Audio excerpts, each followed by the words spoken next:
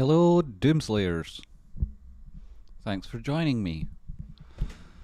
Those of you who've chosen to on this lovely Thursday. Yes, that's right, on this lovely Thursday. How is everybody in chat? Great to see you all. Some lovely familiar names. My favourite name among you is The Greatest.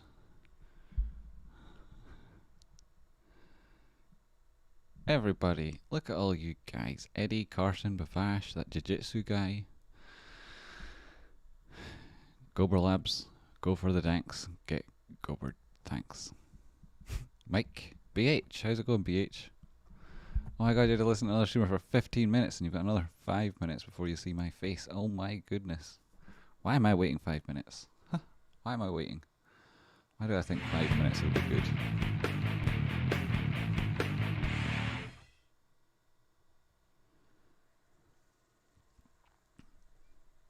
Wow, that's a donation. Did you hear the new alert sound that came up with it? I thought it would suit the Doomslayers. I think so. Two donations. Daniel, this is your fault. No good luck fiver open, no green day. Haha, well, I wouldn't be so quick to count your red chickens yet, Daniel. We shall see. My cats wanted to send some love to Coco. Ah, how nice, Bavash. You've got cats too. What are they called? I wonder if Coco would get on with them. Coco is quite a lone feline as it happens. I delivered Coco back to my dad earlier. You'll have heard his music. Bum, bum, bum, bum. Yep, I'm a big fan of the new alert sound, I reckon. Yeah, nice new alert sound, says the goon. Fucking right, it's brilliant. Yeah, so delivered back Coco back to my dad. He really actually does belong to my dad. And my dad lives on his own, so I would like him to have the company of Coco, the pleasant company that it is. So Coco's back there. My dad's away off now, won't join us in chat, although he loves to be here, because he's, you know, always in on the, he's in on GameStop quite heavily. He's got a little bit of AMC, and he's quite heavily in rocket companies. He's a big fan of the name. He's that kind of trader. But he's off to get a biopsy today at the hospital, so we'll wish him good luck, and I'll speak to him this evening. He'll be back. Holy shit. Boom, boom. Fuck yeah. Right, so I'm going to get into the TA shortly. The price is 273 spot 58. Hey Griffin, how's it going? Worth his life. Jeff Smith, what's up, lovely people? And that was another donation from Babash. That's double lucky fiver. Well, we might need it. Let's see. Though before we jump straight in, we do have some familiars we need to cover. Of course, we need to, of course, cover the familiars. Good luck to your dad. Thanks very much, the greatest. Yes, good luck to dad. Definitely. Definitely good luck to him. Half the reason I do this is because of the bastards and what the bastards did to my dad, so we'll get to that at another point, although I have touched on it briefly. And yeah, so just ahead of, I'll close all these because I don't need all these windows open. The wind is open. 275 spot 14. Good morning, Tradespotting. You should pin the new shirt link. Well, I have. What I'll do is I'll go one better. Yo. And show you the new shop. Unreasonable.shop, right? There it is. One more fiver can't hurt. His space captain, it certainly can't. Chung, chung, chung, chung, chung, chung, chung, chung. So here's the limited edition tee is not yet available here. There only are so many of them, so I'll move that across shortly. In the meantime, we have our new t-shirt, the Bing Bong.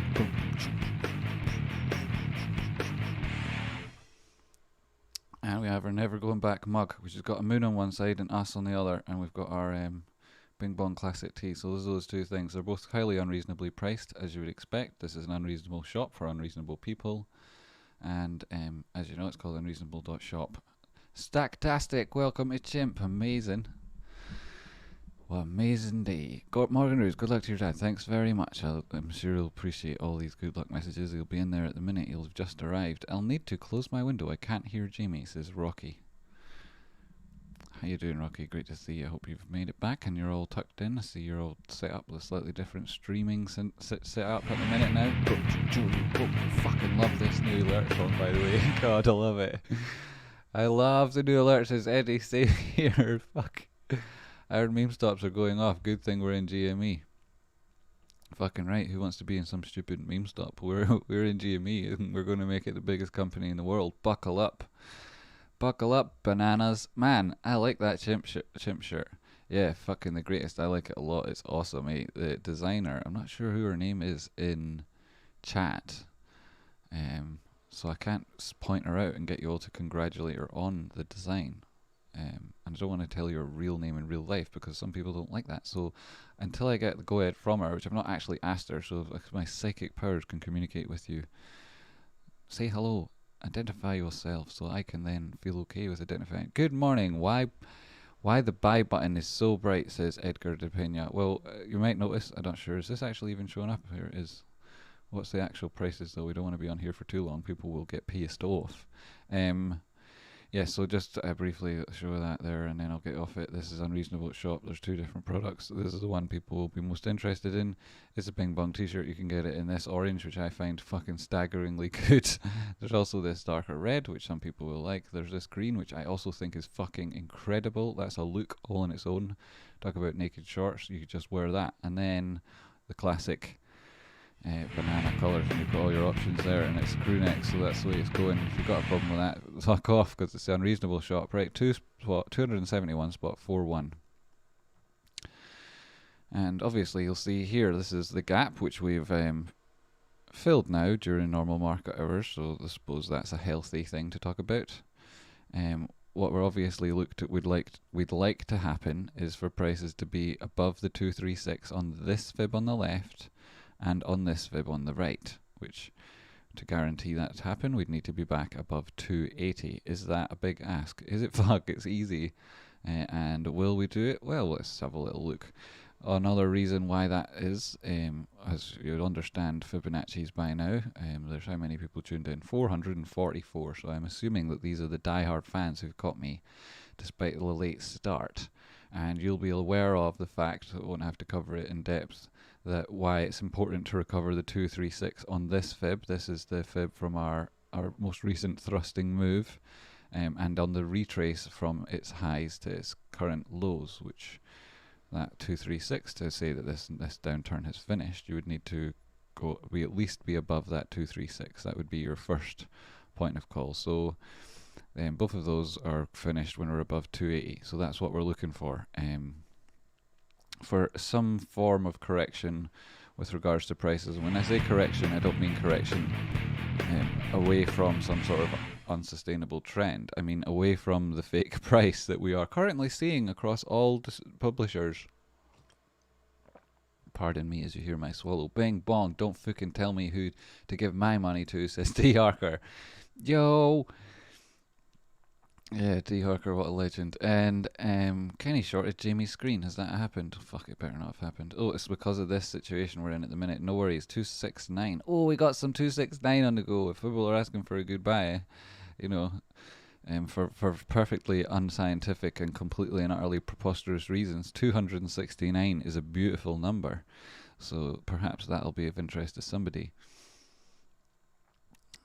And if I call everybody good morning, why is the buy button so bright? Oh, I forgot to answer the question there. Yes, the buy button is so bright. It's like sort of connected to it's got this vibe, isn't it? The buy button sort of pulses in line with, resonates with our own energy. And because we're so fucking excited about these cheaper prices, Jaxie Ped says bigger screen, please. Right, I'm going to have to do the bigger screen. I'll do that. I'll put on the Doomslayers, and then I'll join it in the live screen shortly. There's that bigger. Jaxipede makes a good point there. Thanks. Everybody could keep me up. Like these critical assessments and so on as we go through the stream, so I can improve the quality of it for everybody. I'm very focused on doing that sort of thing. While prices aren't screaming to the top side, I can take a little bit of time to improve the viewing experience. If that's just making the screen bigger, then I certainly can do that. We'd even drop down to the 1 minute. Look at this and talk about this briefly in a second. Boom, I've got a different alert for a different thing. What was that? Donation. Awesome, a different kind of donation. Thanks for being awesome. XXWWPP. What a lovely donation, what a lovely chat person. Thank you so much. Full screen, YouTube. Right, I could keep going. Right, why hold back, Jimmy? What's with the extra millimeters? Are you being stingy on the millimeters or what? So there we go. That's like full screen. You've not even got me. You'll never see it bigger than that now. That's as big as it's getting. Unless I get rid of one of those indicators, which I could also do both of them temporarily, right? We don't need them at the minute. So there we go. That's it. We're inside what would be considered a linear progression channel. That comes from the breakout of our consolidation zone. That's how I like to draw linear channels. I'm not a fan of drawing them from the daily open and close, or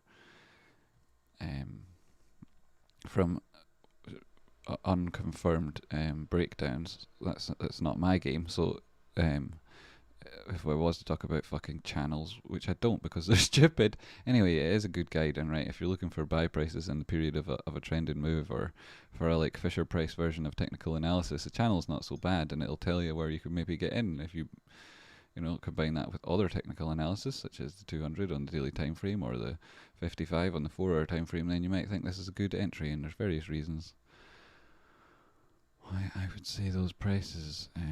That was on the 4-hour, as you can see, very stretched out there, so we're not going to get very much, but we're above these important moving averages there, and on the daily, likewise, way above all these important moving averages. So that, in combination with obvious touches, might mean it's a buy signal. Now, we're on the 5-minute time lane. Can we drop out of a linear progression on a 5 minutes and still stay inside it on a... Well, looks like we're already trying here on a 15, but there's nothing confirmed yet. And then on the 4-hour, this is very, very steep. This is the sort of price action that gets people very excited, and it's perfectly acceptable that for the odd time you might drop out of it. Now, it could well be that this is perhaps too steep. It's actually something more like this. Similarly here, and we can adjust these on the 4-hour because candles don't have the same body on the bigger... Good morning, everybody. Are we all vibing? Yes, so I'm going to get into this in a second. Tradespotting finally did it.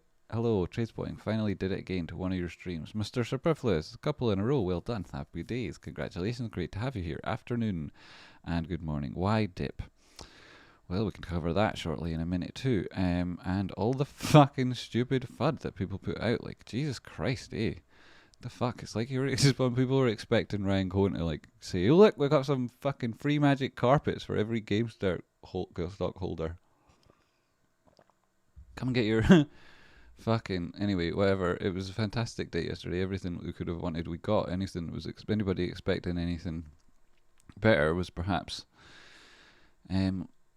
I don't know what that level of expectation that these sort of people have. Anyway, yesterday was fucking fantastic for all sorts of different reasons, and the fact that we got prices went lower is still, in my mind, a good thing, ultimately. But anyway, I'll touch on that again in a moment too. But the reason we're not live full screen yet is because I've got to do one little thing. I'll do that. I'll be back in a minute.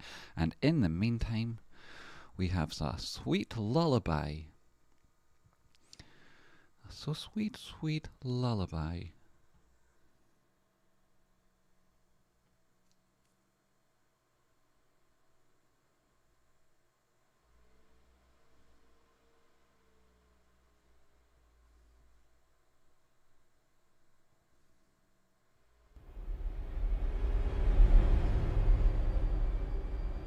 First age, in the first battle, when the shadows first lengthened, one stood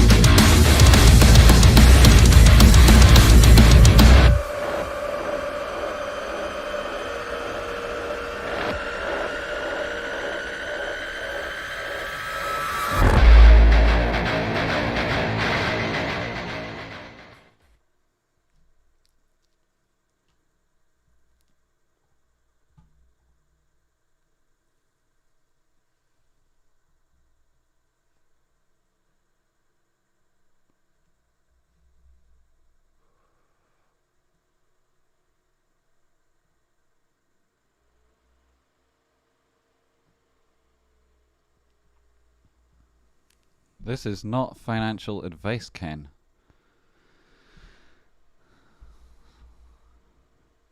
Start off every stream with that warning, and then everyone will be perfectly safe, right? That's like a catch-all. I'm perfectly legit now that I've got that on my screen, and everybody in the chat is perfectly safe financially. What a fantastic little sentence that is. So we'll pay our Fs, we'll pay our Fs in respect. Camera's all different, everything's all fucked up. Why is that? Why is that, yo? You at least go over there, a little camera. You don't need all that extra. Extra. Read all about it. Jamie's got a cupboard door behind him. Good morning, Amazing Ape. Can you please talk about how David Ings is on the board of directors for the DTCC and is also the global head of operations for Citadel? Conflict of interest much? Oh dear, Dali. Yes, there is plenty of conflict of interest, oh dear, Dali. Plenty. This whole fucked up situation is riddled with them. Conflicts of interest is this a hashtag to remember, not just that which you describe, which to degree is an inevitable consequence of the framework that is stacked against us. So the DTCC is a collection of 8, is it? Or 8, is it 9? 8? I think it's 8 entities, some of which are hedge funds. Ah, that's better. Here we go. Some of which are hedge funds. One of which is Citadel. And yes, they sit on the board of that organisation. If you've watched all of my videos, you'll know that the DTCC, the Deposit Trust and Clearing Corporation, is itself one huge conflict of interest. It is a private corporation registered offshore whose members control the financial system. They posit that they are the most efficient organisation to take care of the settlement process via a clearinghouse, because they are also the main depository for your real shares. So if anybody's been following along with Superstonk for more than 5 minutes, you'll know that what I just said is totally fucked up. Summer Dave, 149. What a beautiful number and what a lovely donation. Thanks, Summer Day. And I also saw a banana there come in. Who's hit that banana in? Where's the banana? It was from Kelvin. What a lovely banana that was. You're very generous. Thank you very much. That's probably the best thing I've seen on sticker wise. Thanks, Kelvin. Thanks very much for the banana and all those Fs. And then Summer Day with a diamond. Oh, wow. These are the best possible stickers. Thank you so much, chat, as the prices are at 273 spot 54. I got that tip jar in the way of the price. That's so grotesque. It would be sick if I saw that on another YouTuber's page. Sorry. Pardon me. I did get underneath me, right? Fuck it. Go over there, you dick. Thank you so much. I do actually like that tip jar. I mean, just like that sort of positioning of it made me want to throw up. What was I talking about? The DTCC and how they're a bunch of fucking scumbags and they control the world. Well, where do you think we're targeting our fucking anger? It's right at the bastards, right? And we're not going to accept any of their stupid reasonable arguments about how their liquidity is X, Y, and Z and they're actually here to help. Aye. Sound. So yeah, there's one huge conflict of interest in that they are a self-governing organisation. Another conflict of interest is that this DTCC computer that we all like to talk about, right? This angel of death that we have inside the heart of darkness. This computer that we're going to fucking touch. Our impact is going to make it through the fucking neurons and networks of all of this fucking scammy conflict of interest mess. And we're going to penetrate the hive mind of these bastards right via that computer. That computer which is networked to us in a cosmology of financial ultraviolence that we're bringing to these bastards in such a sustained and determined manner that there is no fucking escape. There is no rule they can come up with. There is no dark corner they can fucking hide in. It doesn't fucking matter whether prices are at $2.73 or $3.73. They're not at $35. They're not at $6. They're fucking never going to $0. We're fucking coming for you. The bell, the ding and the bing and the bong, that's the bell. And it tolls for you, motherfuckers. You know, this shitty conflict of interest that you've draped over people and you've hid behind these a web of complicity is now exposed for the amateurist pile of shit it is. And not only is it a conflict of interest, it's a fucking rallying cry to every ape across the world who for decades has had to live under the boot of your fucking oppression. We know exactly where to direct our anger. It was that evil used to be hard to find, but now not only does it stand in front of us, it's asking for a fight. But we have an agent of darkness that lives within them. We have the DTCC computer. But the problem with that fucking computer for both them and us is another conflict of interest. Is within the FTD process, if you follow along with Rocky Outcrop, then you'll be slightly above the average understanding when it comes to these matters. The failures to deliver, each and every one has an equal and an opposite, which is a failure to receive, and that'll be a share that one of you apes will own. It doesn't have voting rights. It'll never have them. So any calculation of all total shares to establish if we do own indeed more than the float or the company is highly constrained within this failure to deliver and failure to receive cycle. So this is one reason why the subsequent price action, which may have been affected and certainly is impacted to a degree by the news catalyst of yesterday and the expectation management that perhaps could have been slightly better handled, is all an utter pile of flat, smelly, flaming fudge shite and absolutely nothing but positive news. Without going too far into it, there is a huge failure to deliver cycle, which is self-evident in the options chain and the nature of price rises each month. If you don't know about the T21 cycle, look into it. It's super easy. If you just fucking type that in Google, you'll get like a shorthand answer of it straight away from your Reddit results. And within this failure to deliver and failure to receive cycle, your votes are lost. Now, how do we overcome the nebulous ambiguity that has butterly spread out on the battlefield in front of us, has been lathered there day and night over every day and every night for approaching 22 years? How do we as apes fight on the home territory of these evil fucking bastards? Well, we do what we can to shed a light on these dark corners, on these dark markets. And yesterday's news, it was easily calculable from the 55 million votes that we clearly owned the float itself being in around that number. Now, if you were to then add on all of the failures to receive, which you cannot determine by the failure to deliver numbers because these are cyclical, right? These come, these repeat. They're only ever closed out on a matter of priority, and yours, my friend, are way down the fucking list. These failures to receive don't have votes. These failures to receive will cycle through each one of these cycles, each one of them, until we can destroy the collateral that is being used to support them. That means we need to raise the mark-to-market. They are priced on a mark-to-market basis, so we need to bring this price up. And how do we do that? Well, we do it by the same way we've been doing it since the age of time. Now, I mean our time, and that is we buy and we hold. We buy and we hold. And more important than anything else is we hold.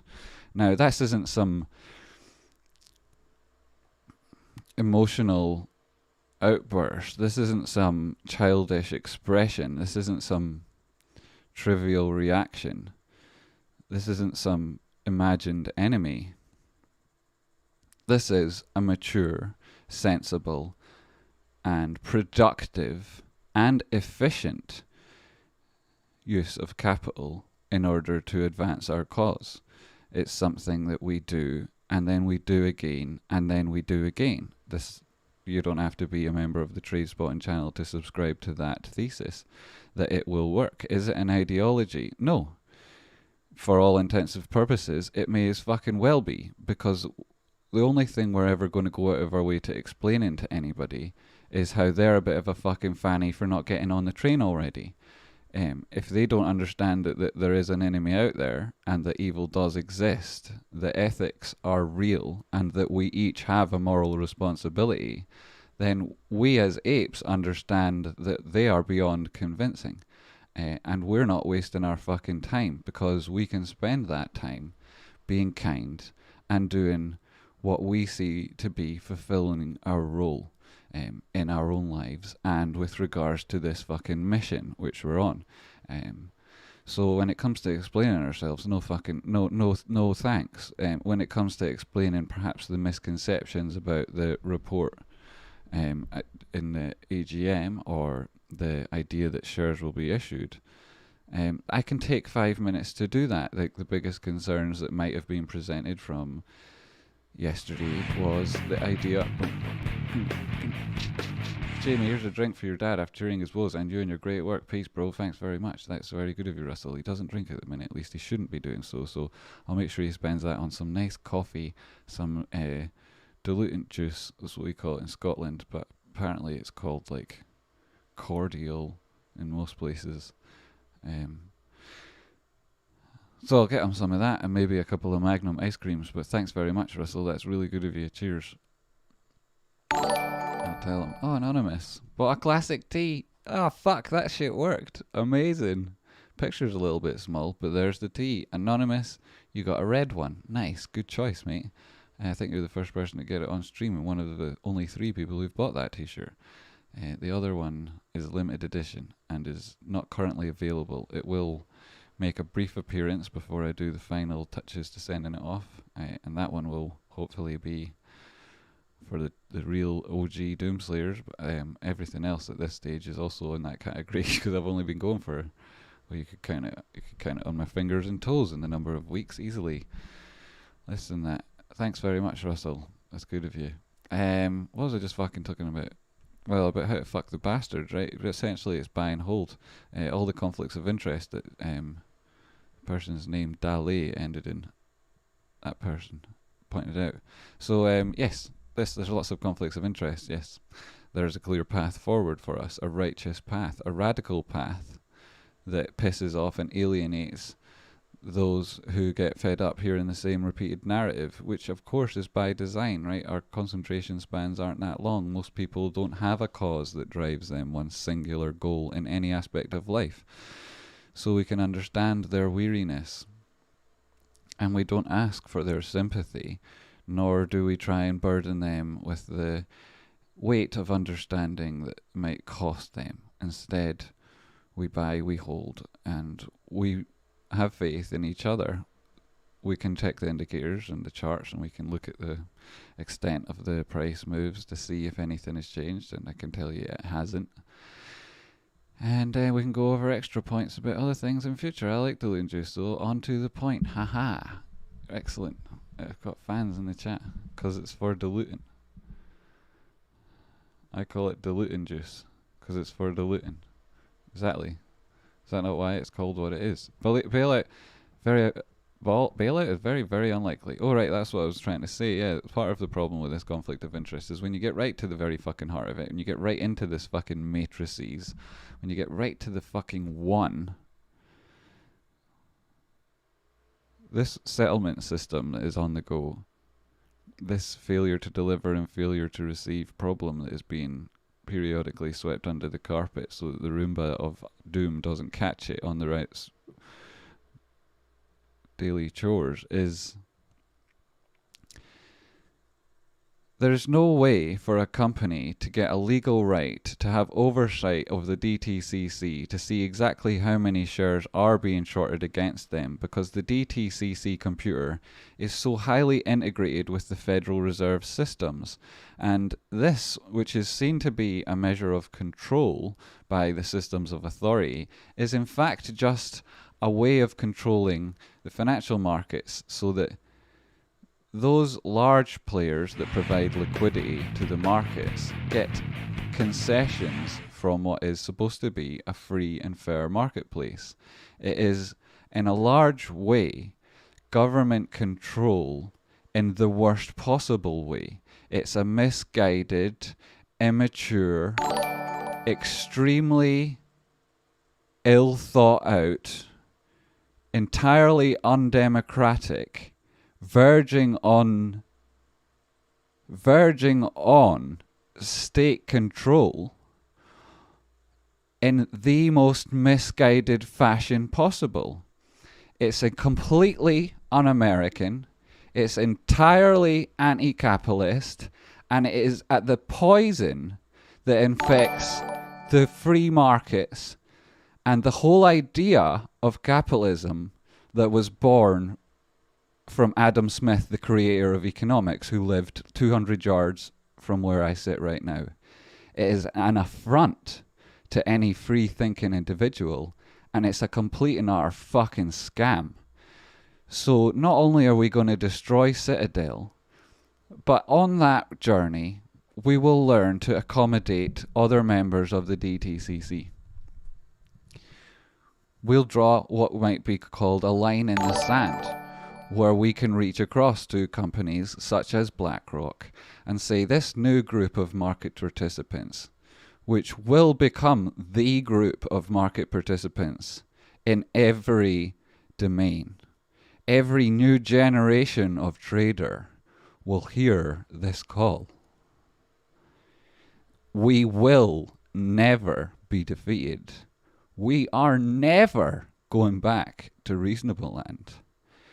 When they, the other side of this fight, understand the commitment with which we hold this cause, ourselves to it, and the principles of it, they will see that it's completely and utterly within their interest to work on towards similar goals. And so that is why throughout this process, ourselves as the apes, and perhaps, let's say, BlackRock on the other side, are learning to come to an accommodation, which will then persist throughout Citadel's entire annihilation, destruction, and the aftermath of such. So this is the accommodation we're going to come to. With that new reality that will exist after the MOAS, one of those things, along with lots of yourselves being living a significantly better life, and communities, every one of the communities you come with improving exponentially because there's multiple of you in each of them. Along with that new age among that will create among each other, there will still be an ongoing battle, and we'll have to make sure that each other, ourselves, and our allies, our erstwhile allies, understand the power we each have, and that'll be through no mercy upon Citadel. Each of us and BlackRock need to know that there will be no mercy, that while there will be paper hands along the way, that ultimately, and for most significant part, there will be no breath taken until every breath among them has been completely extinguished. Russell Kane, I forgot Rocky. Sorry, bro. No need to forget Rocky. Russell? Daniel, I was once in a bar in rural Ireland offering an old guy a shot of whiskey. He said, "No, I don't drink," as he downed a beer. 5 years sober myself. Tell you, Dad, to keep fighting the good fight. Good man, Daniel. Thanks, will do. He'll be back soon, and hopefully he'll join in chat and he'll get all his good wishes. Is he back? Maybe he is. James Curran, there he is. The duck thinks I should live long enough to see the MOAS.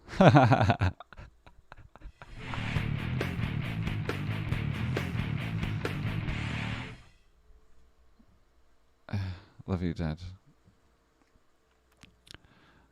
And then what other donations came in there? I got to good morning. What did I miss? Should I now buy more GME and AMC now? Paul's days to Jamie. Well, I can't advise against it, that's for sure. I think it would probably be against the law for me to tell you that my financial advice is not to buy GME. That's how strongly I would put emphasis on that answer. If you're asking me, should I buy it, then internet buddy to internet buddy, I bought some this morning, just before I came on stream there. Rocky up. Naldo! Which Naldo? Is this the Naldo that makes the amazing indicators? It can't be. It's Reynaldo, shortened to Naldo, which is perhaps the Naldo that makes the indicators, comes from his full name. Why am I learning and putting dots together? This Moas has taught me some skills. Sending you love and good vibe, James Curran. Reynaldo, what a legend. We were talking about you this morning, James, me and James Curran and Richard and I, as we chummed Dad to the taxi before he went over to the hospital. When I was going to go and doing all of my stuff as well, getting down here to do this thing. And we were chatting about your music and how fantastic it was and how much we all loved it, Reynaldo. And how much we liked it and playing our dad's music in Rocky streams. Hope all is well, the current minor end. Thanks very much. So, all these nice messages, thanks so much. And what did I miss? Terms of donations, probably something. That was Paul that said that. Let me see. Paul wanted to know when that was your answer, Paul. Yes, that's the answer. But we'll talk about the TA shortly. And Russell and Summer D, right, I've got everything. So yeah, there's like, that's the bastards, and we don't need to hear any more about the bastards right now. 270 spot 98. Right, so the reason that we were looking at this linear channel and the other things that we've got on the go here, including this Fibonacci, which is drawn from our lows when we broke out of this period of consolidation, right? These areas here. If you want to extend it, you'll see that more or less fits. This is a smaller timeline, so there are some touches outside it, of which we've done recently, are doing at the minute. And then the top side of it, you can extend that down to wherever you might want, but truly it starts here after this breakout here, this sort of low of this move. Really it's there, like I had it. And then we've been in this channel ever since, which more or less works like that, right? You can actually draw it more like that. And we might pop out of it for very brief moments, literally very brief moments. Generally speaking, you've been inside it. Either side of the if you could bother drawing an actual channel, it'll have a middle line, right? And these two outer lines would be considered the standard deviation, and you'd be looking to maintain what would be considered a trend within it, which would be either this linear progression that we've got on the minute, or on the go at the minute, or something perhaps slightly more logarithmic, or take your pick, right? But the trend takes all forms, right? And one of the ways of measuring it is with those sorts. That's not measuring the trend itself, but it's measuring one aspect of it. And so you can see if the trend is being maintained in both its upper and lower standard deviations within the formation it's been creating. So there's absolutely no panic necessary until you're out what would be considered a normal standard deviation, right? And that might be 61.8% either side of the mean. You tell me, right? Depends how you like your channels and what formation you're in at the minute. And if you draw channels, which you could spend your time doing, or you could just not and go into something else anyway. So there's your channel. Underneath here you can see the EMAs, that important ones to consider at this period in time are shorter time frames, these, but even the 55, even on shorter time frame, even on longer time frames or shorter time frames, I like to keep it on. And then in terms of the exponential moving averages, they're not desperately important in my mind, so I'll keep the simple 100 and 200 on. So here's your shorter time frame exponentials, your 55, and we can measure that for the most recent part of the trend. Odin, thanks to Rocky and Jamie for the chance to learn by sharing your knowledge. You're welcome, Odin. Tune in for Rocky later for even more detail on similar things. The greatest, I woke up to Diamond Hands song played in my head, no lie. Nice. James Curran, wish you the best, mate. Cheers, and tell Rocky I got to play Bungalows Bosnia. He owes me a listen. Yeah. Odin, thanks Rocky and Jamie. Yeah, that's awesome. Thanks very much. And have I missed other things? Possibly. Let me see. Nope. Good. Awesome. Yeah. So I was talking about what was it? The moving averages. Yeah. So the 200. We're below this. We're on the 15 minutes, right? So it's not about that, right? It's about confirming things on time frames that matter. So the lowest you would ever want to look on these things is in terms of they're lagging, but the lowest you'd ever want to go is the hourly in terms of looking at trend. And even then, that's crazy thing to even say, but here we're in crack addict land, so like, you talk about it in those terms. As you can see, this is the first simple moving average, 200, and it comes in here at around 263, which is where the low touched on those dumps after market. Was it aftermarket? Yeah, so I got aftermarket on. Yep. So we got close to that. As we say, it's lagging, so you could consider that a touch. Got nowhere near the 100 on the hourly. Got up to the 4 hour, and you can see that it didn't even get down here to the what we were saying, the 244 entry the other day, which would be a test of their 55. It's just not nowhere near it yet. And then again, when you go up to the daily, you're nowhere near any of those important moving averages, and you have to start turning them back on again. So not on there on the moving averages, Jimmy.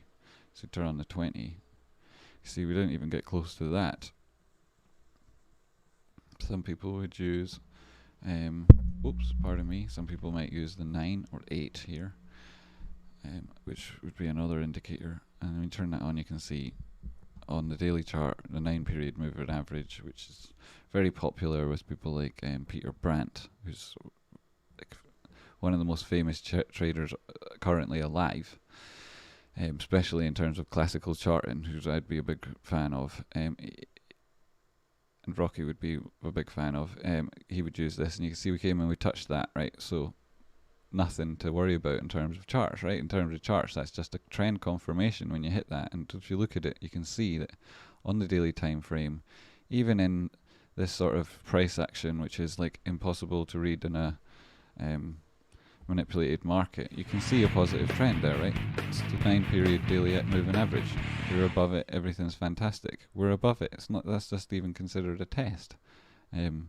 So if this is a price action that's designed to scare us, right, it doesn't scare anybody that's got a reasonable time frame when they look at the charts. It doesn't, right? If you're a reasonable time frame, right? Now, are we reasonable on time? Well, when it comes to time, we go beyond what even might be considered the scope of reason, right? You could consider us as analogous to before the Big Bang, right? Our atoms in our shares don't even move. Never mind the fucking shares themselves, guys. The shares themselves are staying exactly where they fucking are, unless they're with some dodgy broker, in which case we're going to move them to one we prefer. And after that point, they are frozen in space and time, right?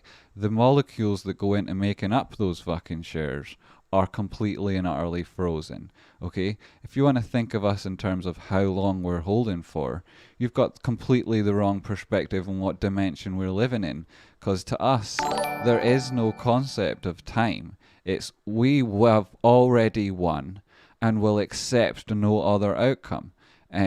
If anything, we will accelerate that deadline that you guys face. But that's as far as we're willing to consider time. Good morning. What did I miss? Should I bore more Jameson Jamie now? That was truly not what I just said. It's really not. Where did this come up? It was Luis Aquiliana. Have you got any comments on them shorting the entire ETF? The entire ETF industry, right? Well, there's short selling restrictions only just they kicked in recently, right? That they expire as well, so they don't want all that to happen. You've got a degree of risk management there, because there are other things in those ETFs which will be affected by you pushing the prices down across the board, and so you can manage your risk with that individual position you're taking on hedging those other companies, right? So you'll make money on that trade even if GameStop doesn't go down, but your obvious fucking goal is GameStop. So, and then you within that mechanism, you can make GameStop's chart look worse than other players in the market, right? Which would be designed to affect you as the retail trader, because they know that psychology tends to play such a large role in your behavior. And if they can control your thoughts, then eventually they can control your actions. But you've had the red pill, right?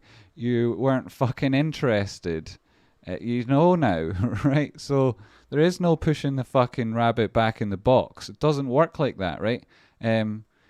And if you don't believe me, go and ask Alice. She'll tell you all about it. So they can get fuck short in their ETFs, right? It's just a hedge game. They think they can fucking play us like that. We're not. We're wise to it, mate. We fucking know the chat, right? I mean, it's only a position they're going to have to unwind. That's all that's going to happen. And when is that going to happen? Well, it's going to happen when we're back at the top of this fucking channel. When we are back above 473. When I turn my eyes green on Twitter and this fucking motherfucker goes crazy. That's when they're going to have to unwind those stupid positions, which they put in as like an element of defense. And if you've been watching along for a couple of weeks, you'll have known that this is the areas that we're going to start doing that. We talked about it. They've got two last lines of defense. If it was the Second World War, this one that they just got, that's when where would it be? That would be like 1939, right? This would be that 1943, right? 44. When truth is, we could have won, right? We could potentially have already won, but what we decided to do was we were going to crush them so that they could never ever come back. We're going to crush them so fucking bad, and we're going to flank them from both sides, crush them. We're going to meet them in the middle, which is exactly what we're doing. We're meeting in the middle. Us and our erstwhile allies, BlackRock, are going to meet in the middle and parley over the dead Ken. Over the dead dead reputation, the dead citadel. We're going to have a date over the dead. We're going to have a little meeting. Poor Freddy and the furnace. Right, have you got any comments on that? So that's my comments on that. Yeah, thank you for clearing that up. No problem, Lewis. Yeah, no, like essentially it's just a risk play, right? Because they can hedge their bets if it's an ETF, because then they can buy the individual shares of the company within it, and they can isolate their margin at risk, and that's how a hedge fund works. And so it's a very basic play for them. Don't worry about it. And the fact that it shows up on the GameStop chart is exactly what they wanted it to do. Jamie, what is your Twitter? It's _Jamie _CURRAN. That's ANA for Apple. Jamie Curran. Joviani Garcet, I can dig it. Oh, look, Space Captain typed it in. Thanks. Hey, BlackRock, we're cool now, but when this is over, we're going to talk. We're going to need to talk. Yeah, we're going to need to talk. And hopefully we'll come to the table in good spirits. I mean, I know we're all going to be happy at that stage. Degenerate ways on full display. That sounds like it's part of a song, Ronaldo. I guess I'm anonymous. Just bought the green tea. Yo, thanks. The green tea. Did it show up too? Did I miss that? Why am I getting all alerts on my alerts? Maybe I can see it on my other alerts. Stream labels. Does it have alerts like that? Louis, to Odin, donation, subscribe, super chat. I don't see it. Why would it not tell me though? Showed up on the screen. Well, you got the green one. Excellent. I thought that was fantastic. I mean, I really, really like the orange one and the green one. Like, I really do. I think they're actually really, really on point. Also, the design is fucking amazing. I love it. So, obviously, I've ordered some myself. I have to say, I've actually ordered more myself than I've been ordered in total by everybody else, because it's that kind of deal, right? It really isn't really all that busy. In Unreasonable.shop, we like to keep things relaxed, and the pace of business there really slow. That's how we like things. For a noob, how much is the stock still shorted? For a noob, David? Well, I imagine it's shorted today more than it was yesterday. There's for a noob, right? And more today than it was last week. And perhaps more than it has been ever, because there's absolutely nothing to suggest that those shorts are being closed.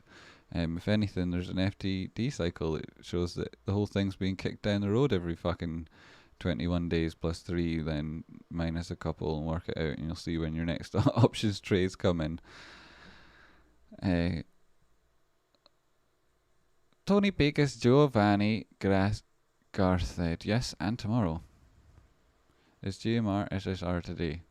Yeah, well, there's another reason why you're into your hedge, you're out in your ETFs to short shit. Oh, I'm so desperate to short GME. Oh, I'm so desperate. Oh, please, please, because that's a good idea. Because nobody's ever fucking tried that and got burned before. Fuck's sake, man. Seriously, tune in here. Oh, all these good vibes, right? Guys that are thinking that they can somehow get away with shorting GME, you'll fuck your shit up. Come here, watch this shit. Don't fuck your shit up. Okay, right, maybe that'll work. Don't forget to like the page. Oh yes, likes. I never ask for them. Sometimes I get shitloads, other times not so much. I reckon it's just something I say at one point or someone in chat's prompted it and then it happens. So those thanks very much for everybody who says that and reminds people. And I know it has more of an effect when I say it, but I forget. And I did YouTube algorithm. Fuck you, by the way. Honestly. The conversations with unreasonable customer service is very calm. Do we have conversations? I might have had a conversation, but the chances are if I did have one with you, it was perhaps a week later than you would have anticipated, which again is by design, right? $269.99. Thank you, sir. May I have another? You certainly can. You got in at that nice, lovely price, right? $267.65. So we'll look at these prices and we'll talk about what might happen, right? Because there are things to look out for, and we want to be aware of potential price action. This obviously seems to suggest nothing too bad's happened, right? Don't get fooled by those lines. They aren't the be all and end all. But if you're very bullishly orientated, then they're a very good time to buy. But what's that type of jungle? Jamie, you're a fucking legend. A t-shirt for a my. Oh no, where can I see the message? I must be able to see it somewhere. Oh, does that come up when you buy the t-shirt? You can put that in or something. Tradespotting cam equals no conversation at all. Oh, I see what you mean, Vibe Rush. Yeah, that's perhaps more likely what happened. Yeah, probably there was no conversation at all with anybody. Hello, Jamie. Shh. Yo, YouTube. Yeah, YouTube are cunks. Yeah, YouTube, you are cunks. I can't say the actual word there. Kicking a can, David do. Drop the likes, yo. Tell them, Jamie. If I told them, I don't know. I always forget what I've been saying when I get emotional. So if I have had a rant, I forgot what I said. Literally, I have forgotten. Can you drop a link from the Bing Bong Teas Trace Bar? One of you beautiful but direct help me. The Bing Bong Teas have now been. Oh, the Bing Bong Teas. They're the Bing Bong Teas. Yeah, you just go to Unreasonable.shop. Where's the live chat? Have I got it up here? Live streaming, stream settings. Can I type in here? I can type in Unreasonable.shop. And I don't know if that works as a oh, it's moving up the screen fast. Sheet, can I pin it? Pin, yay! Now I don't know if you'll click that and it'll work as a URL, but you can copy and paste it into your browser and it may get you there. Or you could just type in Unreasonable.shop, because I may even have spelt that wrong. I did type it quite fast and I didn't check it, and I do tend to spell things wrong. Sometimes not even on purpose. Unreasonable.shop, that's it. May I have another, sir? Quality, bought a mug. Oh, there's mugs on there as well. I forgot about that. You can get them all sort of colours. Yeah, no, I showed that at the start, didn't I? But I did forget about it. Check out the mugs. I've also ordered some mugs. Yes, close that. No, I don't want to open it. Okay, I'll save it. Go away, Photoshop. Bubbling quality bought a classic tea. Whoa, at quality. No, but at quality? Quality is the type of... is the quality is the quality. But is there someone in chat called Quality too? Or is there just the name when it comes up on screen? Awesome. You bought the t-shirt. Awesome. That's so good. Thanks so much. Everything helps support the channel and goes to the people who help design the thing. So that also helps them. And they'll appreciate it a lot. I know they will. Thanks. You did a lot of good with those buys. Thank you. Salt at market price. Not 255. Cha-cha. I was going to do some TA and people probably tune in for that sort of thing. I know they do it ultimately after I've gone on the live videos and they skip to those bits. So let's try and do some. And I'll try and remember I've been streaming for how long? 56 minutes, right? So I'll do the TA. It'll be an hour in. I've done the TA. I'll start again so that at this stage, people who tune in from this point get everything. Yes, so since we broke out of what was a cup and handle, an inverted head and shoulders, and as we are still seeing a bull flag, we're still in that measured move as we speak. we have formed what could be considered this linear progression to the upside. As identified with this channel, you could have a center line through it, but that's not my style. If you did, you would be able to say that these were the standard deviations from the mean, and you would look to that mean as some identifier of trend. But we have plenty of other identifiers, so that you don't need to worry when you're on an outlier in price. Those would include our moving averages, such as on the daily time frame, as I explained briefly to those who are watching the live video and haven't just tuned in for this particular bit. One of those is the 9-period moving average on the daily time frame, where prices tend to be at the minute, really, or just above there. And that's like a good identifier of trend too on a daily time frame. And not to say that that would be broken should the prices go beyond it. They'd have to open and close beyond it for you to say that that was perhaps some form of true indicators being given there. But in the meantime, it's just one way of looking at it over the piece. If you go up to the 4-hour, you can see that there are more important ones that may be more reflective of where true support lies, because that 9-period moving average is particularly short and isn't something I would really ever have on my chart or use, but some people do use it. Some people who only trade very, very strong trends, for example. So that is to identify, so to speak, that would be to say that we are still in a very, very strong trend under current circumstances.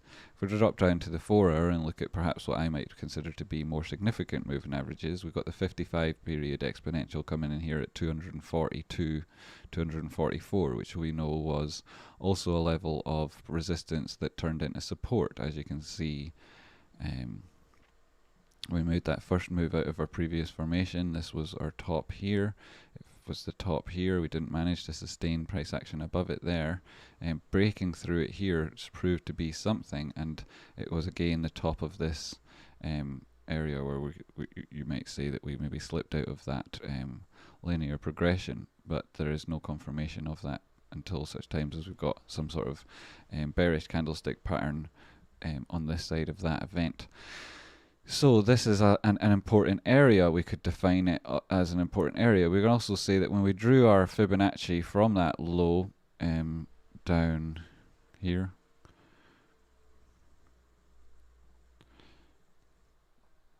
in around the 10th, 11th of May, which was also in around Bing Bong time, that period of extremely low volatility as relative to the entire history of the GameStop share price, when that started to change and we broke out of these previously aforementioned patterns and formations and started forming this new signature, we can say that that ultimate fib that controlled that whole move, the 236 on it is in at around 270, let's call that 276, 277 to be on the safe side. And when you're beyond that, it's not positive, right? You want to recover that area. And depending on how far the retrace goes, or the move goes, this retrace of this fib goes, if it should break beyond that, could determine the relative strength of any subsequent move in the opposite direction. So what might those markers be? Well, those markers would of course be the 382, right? This is if you break the 236, people could get negative, and if those negativity those are proved wrong as soon as the 382, then it's seen to be quite a positive reaction from breaking the 236. Now you'd have to build in subsequent behaviors, but so far that would be the psychology that would be anticipated at that point. So you could look for an entry around 244, and should you get it, it might turn out to be fantastic for various reasons, but that would suggest we'd have to have broken down below this area that we're in at the minute, which could be said to be a level from over here, but then the wicks reached up higher, these could be said there's a zone of liquidity in around here, which is perfectly understandable. And if we're to turn on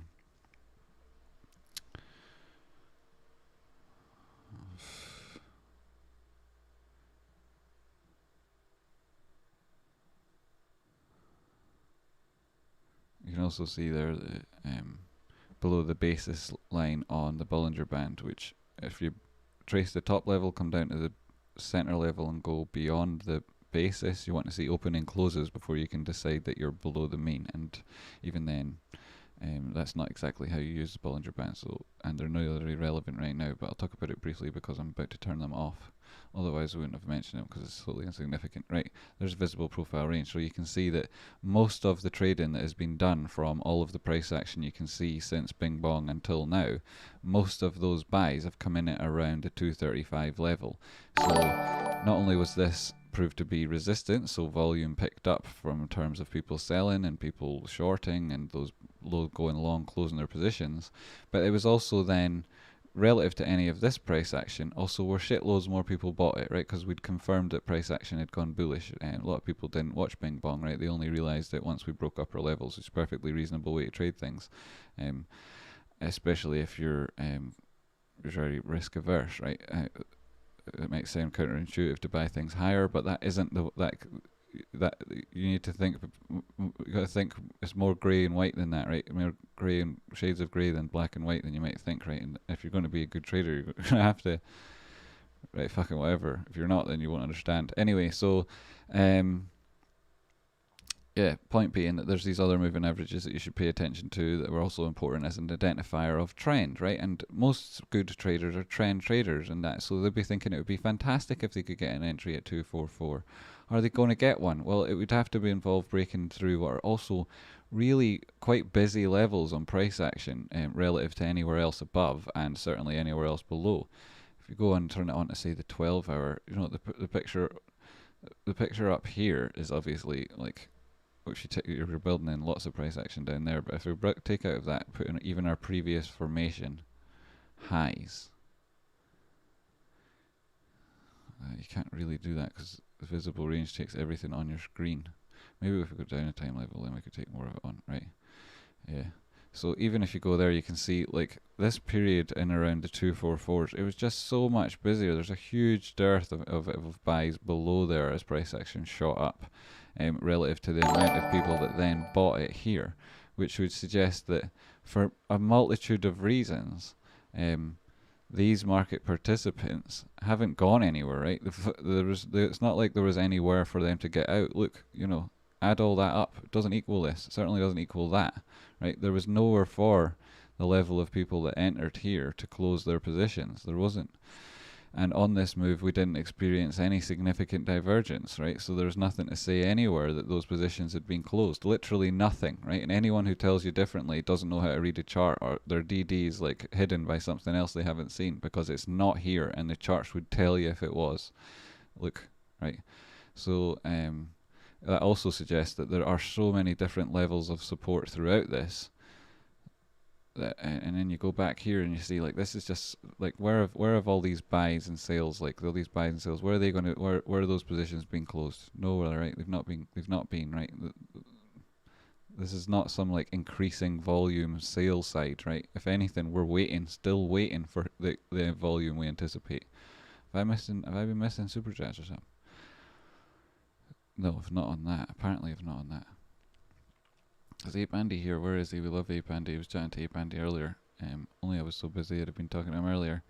Ape Andy, where are you? I can't see you, but maybe it's just saying it to Andy A, who's also an ape called Andy. Right, so that was that. Right, I was also doing the technical analysis because people will be tuning in for that. Right, yes. Sorry. Right, yes, back to that. Thanks, Rocky, for keeping chat perfectly. But Rocky, who's got his own video later, is still doing great. Keeping chat great. Rocky Outcrop, youtube.com/RockyOutcrop. And thanks, Rocky, for looking after chat there. Yeah, so we were talking about knowing to close these positions, and we're also talking about how to identify the trend and to say, like, is this bullish or not, right? Because a lot of people were messaging me wondering if things had changed, if something was different, if it was time to start panicking. It's like, no. You're the same people who are asking me, can I possibly ever get in at 227? Will I be able to? Well, will I be able to get it, which the price is now 263, so yes, congratulations. Will I be able to get in like at 244? I didn't think you would, but, you know, I can't say until we confirm that we're not like in this exact trajectory, which itself is incredibly steep. Like, just look at that. That's incredibly steep. It's hard to sustain something like that. You wouldn't expect it to be sustained. You might expect it to go over time to similar levels, but not in all one fucking move, right? So like, no worries, right? It's all positive, is what I'm trying to say. Like it comes across as don't get too enthusiastic. What I really mean is like there's nothing to worry about. This line of control moves all the time with this stuff, and I hate it. So I'm turning that off as well because it's so confusing. Like it doesn't help anyone. That's not turn it off, Jimmy. That's just I don't want it as a favorite anyway. Yes, so there's your moving average on 4 hour, and if you drop down to the 1 hour, you can see that we're coming in for the 100 and the 200 on the exponential moving averages. It's another reason for a bounce. It's also, as we see, this level of support from like where we broke out from this formation, continued upwards, and where we put in a level of resistance here. So like there's another reason to buy at this level. Drop down in 30 minutes, you can see that we're just coming in for a touch of the 200 period moving average, which is the sort of thing people buy. And if you were to look at that back on this chart and say, is that a buy? Well, the last time you got it was the start of this move, right? That was on the 19th of May. That was your last fucking chance to get on before the train left the station. Actually, the last chance from Bing Bong. And then when this wasn't a trendy move, so you can't really use it for much. But when you do, you say it bounced off it. Let's go back and look what happens, right? Well, even on these extreme moves, when prices come down, they rarely go anywhere beyond that on a trend in price move, and this is a trend in price move. What's back, what we're doing now is a whole lot less violent than that, right? And that didn't even get close to touching the 200. And like examples, look at it again here. Like look, so are we doing fine? It's only on the 30 minutes, right? And it's only a 200 period moving average, and it doesn't have to stay above it to mean anything. But when you combine it with all the other sort of things, and you talk about, well, where's your moving average crosses coming in? What are the significant time frames to see that sort of thing? Well, there isn't anything like that happening yet, right? There's still mostly in a positive splay. The slope of the very smaller ones is pointing down, but then, that's not really any way to trade. Certainly not to base your emotions or feelings on that sort of thing. So like you're looking at these sort of things and thinking, well, they're all very positive. That's all very positive. This is still turning into a positive cross, right? These come above your 200, the red one there at the bottom. That's what you like to see. All this stuff moving upwards, good, and they've all got a positive slay and a positive slope. And if you're going on the 20 period one, that's just not enough. So in terms of trend, has it broken? No, not yet. Is there anything to worry about in terms of like even the strength of this move in its trajectory? Still, no, not yet. Everything like that's very positive. But if you were to go down and look at other indicators and what's happened since these, since that price action came in there, we can see that the DMI would suggest that as the overall formation here on the 4 hours shows that the uptrend, the eyes have it, right? This is the uptrend. Represented on your ADX here, getting stronger as your DI plus is dominant. It's now itself, the DI plus, dropping below your 38, which is when it's at its absolute strongest. But you could have said that was quite likely from having noticed the price action. As it's happening, the ADX is turning down, and it's had what would be considered like a good try in that area. When this gets down to the 38 and goes beyond it, then you could say that that trend has really weakened. But as it is, it's pointing down, which isn't positive. But it's at a reasonably good level, and it could still turn around and go fine, which would happen if we met an area of support on prices. What's that donation that's come in? Classic tea, awesome. Oh, it's the yellow one. That's kind of my favourite. That or the orange or the green. I don't know. It's hard to choose. Thanks. That's very good of you. Cheers. And a mug. Everyone's anonymous, I guess. The mug is great too. Thanks. You're probably going to get your deliveries before me, but if you're American, because of the way the system works. So I was wanting to have them first. God darn it, but I'm not going to get them. Thanks. Like buttons. Yeah, hit like buttons. Thanks. So we were looking at the DMI. We were starting off on the 4 hour, and we're saying that we need to get the ADX below 38 to say that the trend isn't incredibly strong still, right? So there's another indicator that you really don't need to worry. And like, what is all this saying? Am I saying that price action is going to go up straight away right now? No, but the charts don't say that. The charts say that there's a degree of anticipation here still. The charts say that there is a degree of opportunity that's still present and obvious, right? And we'll see what happens between today, tomorrow, Monday and Tuesday, and I predict that in around Friday we could see something. It depends how Ryan Cohen's playing things, right? But often if you don't have a long statement at the AGM, it's because you've got something else coming out, like over the next short period, which will a positive catalyst to the news. May well be that's what happened. They can also anticipate that there will be people who buy the rumour, sell the news, so they'd have been selling on the release of the on the news at the GameStop AGM, and they would have looked into the share issue of 5 million and thought, oh, that's negative, and there's not an issue, in fact, sorry, the share sale of 5 million at market, and they would have thought, oh, that's bad, and without understanding the actual mechanisms with which have been deployed in order to raise that capital, or the least damaging possible.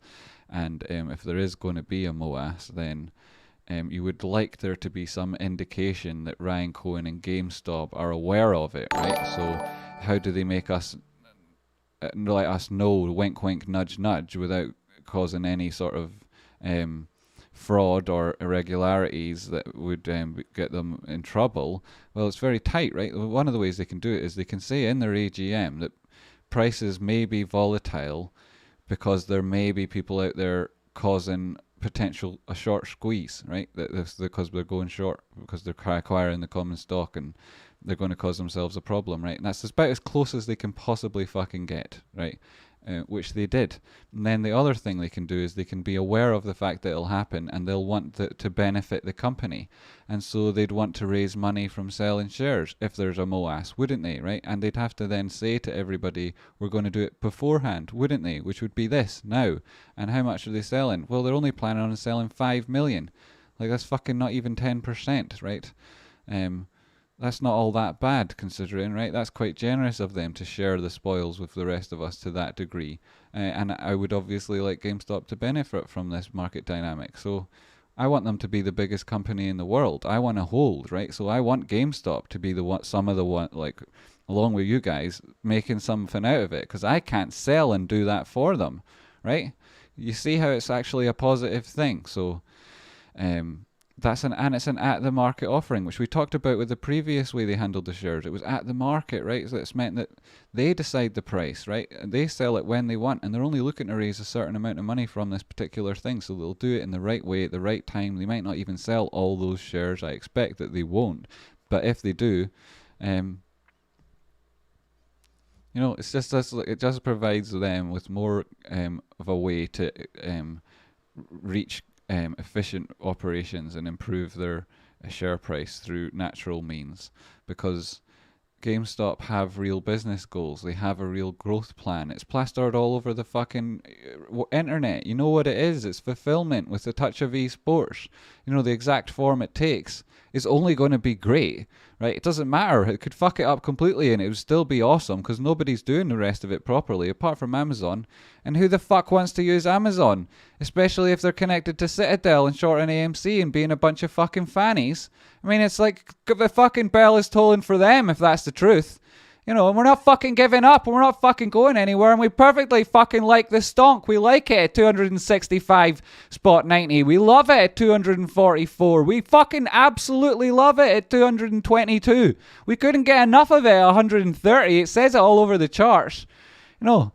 So, like, the idea that yesterday's fucking... Anyway, I'm supposed to be doing technical analysis, and this is going to make it into the technical analysis clip, and I meant to keep things separate, but fucking hell, I'm a bit pissed off with the way people misunderstand things and then spread FUD just because they themselves are paper-handed cowards. Like, shut up, man. Like, these are where people are buying it. If you're not interested in buying it, tough luck, right? Tough luck. Hey. 266.91, and there's people buying it right now. There's me that bought it this morning at 272 and thought it was a fucking bargain. There's people buying it now all the time. So, like, anyway. And how will we measure this trend, right? How will we measure what's happening? Well, as it gets sustained, as it's maintained, it's harder to sustain, whether it's up or down. While the people that are thinking like they're going short are like, oh, we're winning, they're actually naive and stupid, right? They don't realize that with every minute that passes, the fucking door is closing on their position, right? It's getting harder and harder if our will doesn't break. And we haven't even reached the real level of support yet. That the further this goes, the further this drop goes, the less distance we have to travel in relative price action on a logarithmic chart to recover the 236 of its move. And then it's a stair-stepping scenario back on the previous 236 of the ultimate fib we're on. We haven't even got anywhere near the 244 of the 382 on that previous drop. Like, this would be so bullish if prices picked up from here, right? That would, when you come back and look at that, Schopenhauer's telescope, we've talked about it a few times. What do you want to happen now so that tomorrow when you're looking back on it, you can say, That's what that means. Well, you want this, just you don't care about any of that, right? You want these things, because then you can say afterwards, that was bullish. If this goes up and hits off the top and comes back down, hey, it was great, but it's over, and you've got to reanalyze where you're actually at. If we get some sort of positive reaction off this, even if it's down at 244, that's fucking brilliant. You know what I mean? That's fucking brilliant. And I'm deleting this channel. A lot of technical analysts that do stuff on YouTube would have deleted the bottom of this channel. They would have, right? Because they're afraid that it makes them look bad. But we've talked about these fucking targets for most part of this week and the second half of last week. It was the where do I buy, people asking when they've got lots of money and they're still buying it here. It was that question. Where did they get in? That was their answer.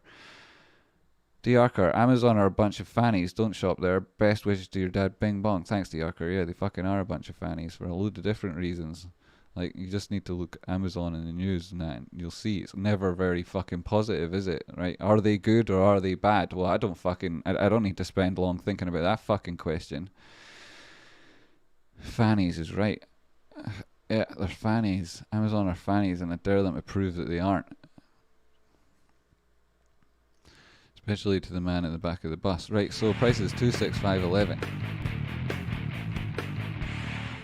The more this goes, the less it fucking matters. That's the truth. None of this is significant, right? You don't even get significant until you break 22222, right? And it's not significant in any measurable way, because we'll be putting in so much bullish divergence at that point that it won't last for a fucking second.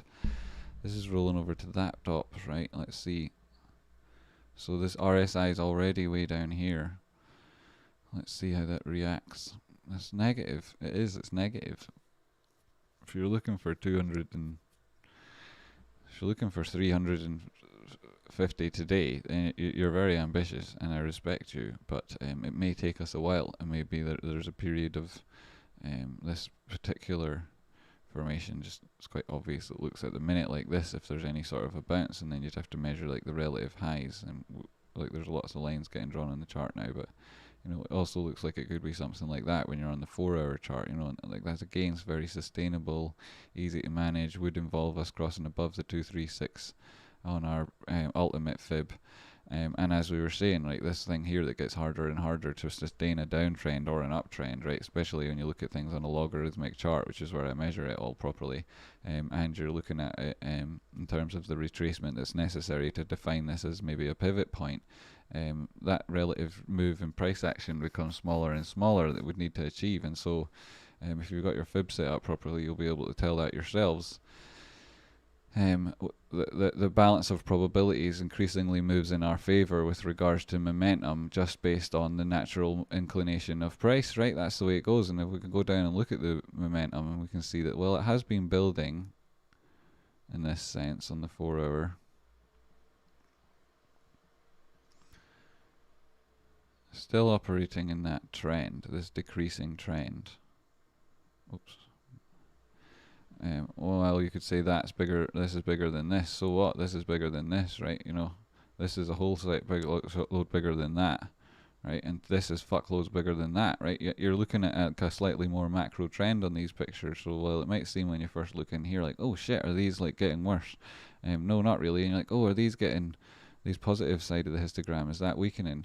Well, no, not really. Like, none of that's confirmed in any way on the 4-hour yet, not even close. And we, like I say, we haven't even got to support yet. So if you are actually thinking like, things are being manipulated and I'm scared because prices have gone down, well, right, what are they at exactly? Like the same price they were. Like breaking news, I was saying this on Twitter the other day, inspired by Jackson Hunter, who's got a good sense of humour, nice dry wit. I like that guy a lot, and for so many different reasons.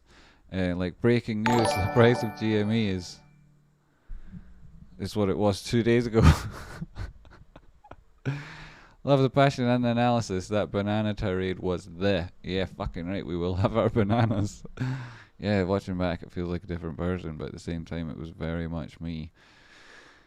Lucy in the Sky with Diamonds, nice name, keeping it real as always. Yo, thanks. David Do, won't be the biggest transfer of wealth in the history to date. Could well be, right? A lot of people talk about the biggest transfer of history and wealth, and they talk about it from a perspective of generational transfer of generational wealth from parents to their kids, and like some morbid projection of money that's imposed by big finance because they want their hands on it into their fucking ETFs and investment trusts and tracker funds and old finance bollocks. Talk about the biggest transfer in the history of wealth is going to be when your fucking family die. Like, fuck off with your morbid shit, you fannies. We make our own money. We live our own destiny. We're not trading because we want a fucking handout. You know, we're confronting some of the hardest things there are to fucking do. Fighting the bastards that run the world. Fucking telling us we're going to look for fucking handouts. Fuck you. The biggest transfer in wealth is when we come after you, you fucking bastards. When we come after you, you fucking bastards.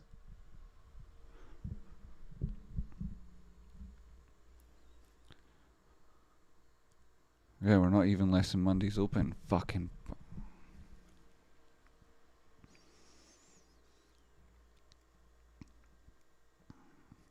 Yeah. So if you read that shit, somewhere's written, like, and it's really popular among crypto journalists, like, oh, the biggest transfer of wealth, and it's going to go to this generation, and because they're a bunch of fucking dumbasses, they're just going to stick it all in Bitcoin and not think about what they're fucking doing. Well, they fucking aren't, you know? Welcome to the fucking truth, you stupid fucking fannies. We're using our money for the power of good, and we're not getting it off dead people. We know where your fucking money comes from. You know, it's been locked up. It was the people who earned that were dead generations upon generations ago when the world was a completely different fucking planet. You know, you and your fucking Pangea money, you fucks. Locking it up away from the rest of the world. Bastards. You think that's the biggest transfer of generational wealth is that our parents die? You think we're going to believe that shit? You think we don't fucking know what's going on? What do you think about BlackRock buying full subdivisions to create a class of renters, paying 50k over asking price and hiking taxes? Yeah, I'm not a fan of this LG4 custom fabrication. I'm not a fan of what the gutting of the whole residential, like the whole system, you know, like rent control, like the way that's being fucking used against people, the state of private property ownership. You know, you think your country's bad? Look at it in Scotland, right? Look at it here. Where the systems that be tell us, oh, you're far too fucking socialist, as they grab up every piece of fucking land in the country. It's fucking bastards, man. What do I think about it? I think it's something that we're going to have to talk about, right? BlackRock themselves have become on a path of much more sustainable, a much less evil path than they were, say, a decade ago. They're doing things that are actually helping the world. That it's a strategic business objective of theirs. It's highly influenced by the competition that they face in their own industry, and it's like partly to do with the way that governments are changing. But it also is positive, whether it's self-imposed or otherwise. BlackRock are doing certain things slightly differently from how they might otherwise do, and I'm willing to take that as a positive sign, right? I'm willing to take that as a positive sign. Though I might seem like a very passionate and unreasonable person, the truth is I can be a diplomat, as can all of us in this scenario, right? That is one of our strengths, that we will allow there to be a peaceful transition to this new fucking market. It doesn't have to be apocalyptic. We can direct that absolute tearing Armageddon in one particular direction for now, and then be aware of each other's strengths moving forward. And I don't really like the fact that the housing market's being gutted, and I think that when we meet at the diplomacy table, and one of the things we talk about will be about the quality of life that needs to be maintained, right? And that we should be allowed to, if not live in a world with free will, at least live in one with free choice. And being restricted from certain choices and certain things in the age we live in is akin to an abuse of human rights, and we will not fucking take it, okay? And the financial ultraviolence is the beginning. Is this the GME share sale causing the dip at 260 and 40? Yes, it's not the share sale that you think, as in the at the money offering that GME announced yesterday with the 5 million shares. No, this is the sale. As in the Christmas sales, as in the Boxing Day sales, as in the end of season sales where you can get all the things that everybody wants cheap. That is this kind of sale. That's what kind of sale this is. The GME 5 million share offering is an at-the-money offering where they're going to raise a specific amount of money. They're going to do it with no more than 5 million shares. And they're going to do it in the least damaging way to shareholders. As you've seen that they did with the previous at-the-money share offering that didn't even have a fucking blip. That's where that'll go. That money will raise easy. The people that are shorting this don't want GME to be able to raise that money at the prices that they're going to do it at, which they are, and it'll be fucking easy. And that money will go at good purposes, like building this company up to be one of the bigger companies in the world, and eventually the biggest if we can have anything to say about it. And so yeah, it's like Black Friday, so like Black Friday tomorrow then. Yeah, exactly. It's like tomorrow's like Black Friday, and how many times do you get that? I think it's like once or twice a year. It's a fucking bargain when it happens. You know, it's a bargain. Supply and demand. Has demand changed? Has it? Fuck. Has supply changed? Not in any meaningful way, because we know that the supply is fake as fuck. So has the equation changed? No, not at all. Have the charts changed? Not in any significant way. Have the game plan changed? It never fucking will. You know, we've already won. We already own the company. We own at least 55 million of it, came by the votes. How does it work? Well, I spoke to somebody who works at State Street, and they said that they didn't vote, although they would normally vote, because it's a mutual fund. You'd think they would vote, because it would be in their interest. But they didn't, and they're the third largest holders of it. BlackRock, I know for a fact they didn't vote. Vanguard, will they have voted? Of course they won't. If the other two either side of them didn't, Jenk, they fucking voted. No, they didn't. How many shares there? Add that to the 55 million. You're already over the outstanding number of shares that should be there. Already. Nobody that bought anything since April the 15th was able to vote because it didn't show up. Have people been buying it? Well, Bing Bong was after then. I bought fuckloads. How many did you buy? Fuckloads. I know. In chat, tens of thousands were bought since then. Just in this chat. In this tiny little corner of YouTube. You know, and people are like, oh, the 5 million for sale. No, there isn't, mate. That's not a fucking problem. If anything, that's a good thing. We want GameStop to make money. This is a mechanism that's going to make them one of the biggest companies in the world. And some of us are holding forever. And we want this. You know, it isn't about paper-handed techniques. It's about the market dynamics. It's about making things work. Do you think those 5 million shares are going to change fucking anything about a company that's shorted over 100%? No, it isn't. You know, where you could add up the rest of the shares, like that's just those ones. What about the ones that aren't held and aren't disclosed, right? Ones that are held that aren't disclosed in F13s, right? There's loads of different financial disclosures you can make depending on what your intentions are with the shares. Trust me, I've been involved in filling out some of the forms. You'll never fucking see those shares, right? You'll never see them.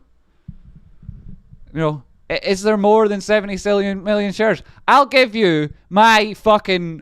I can give everything about my reputation, everything about I've done in my professional career, every second of my future potential YouTube career, and tell you there are fuckloads more than 70 million shares.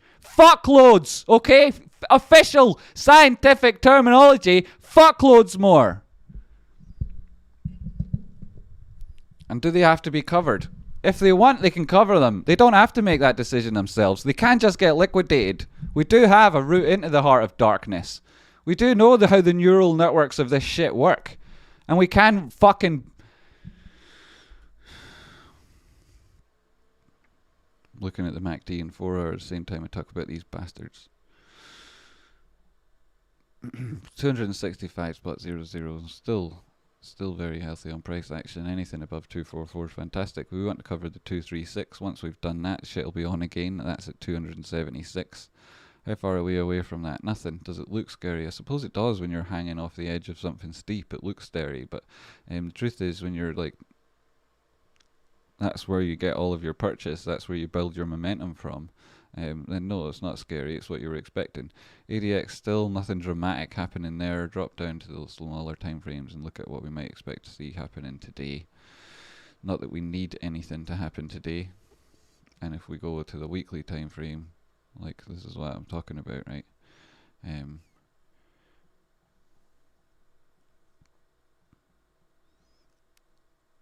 Look at these. This is what you would entirely expect to see when you approach like this high, right? You would expect this week to find some congestion at that level. Then above it, up at 277, right? You would expect there to be some congestion at that level. You wouldn't expect to tear through that on a weekly chart necessarily. That doesn't mean that it won't happen by the end of this week, but you wouldn't expect it to, right? It would be atypical for that to happen. This is so typical. 264.50.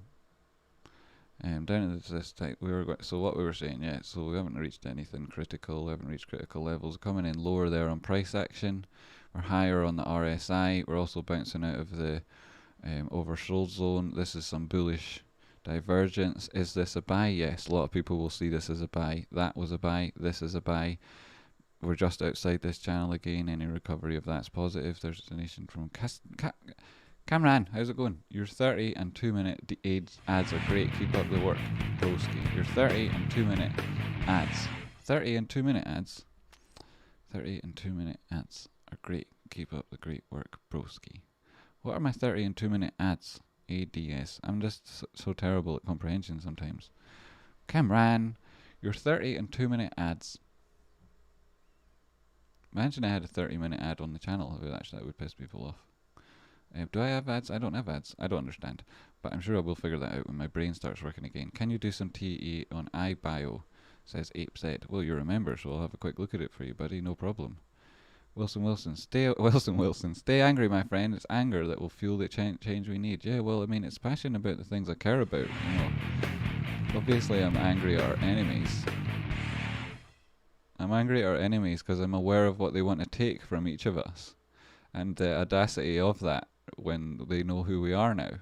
It's like, on one hand, it's humorous because I've lived this my whole life, but many of the people that stand beside me haven't. And for them, I'm really fucking angry. Thanks for the sermon this morning. Here's a few coins for the collection plate. Holy shit, Arnie, you're a legend. Thanks so much.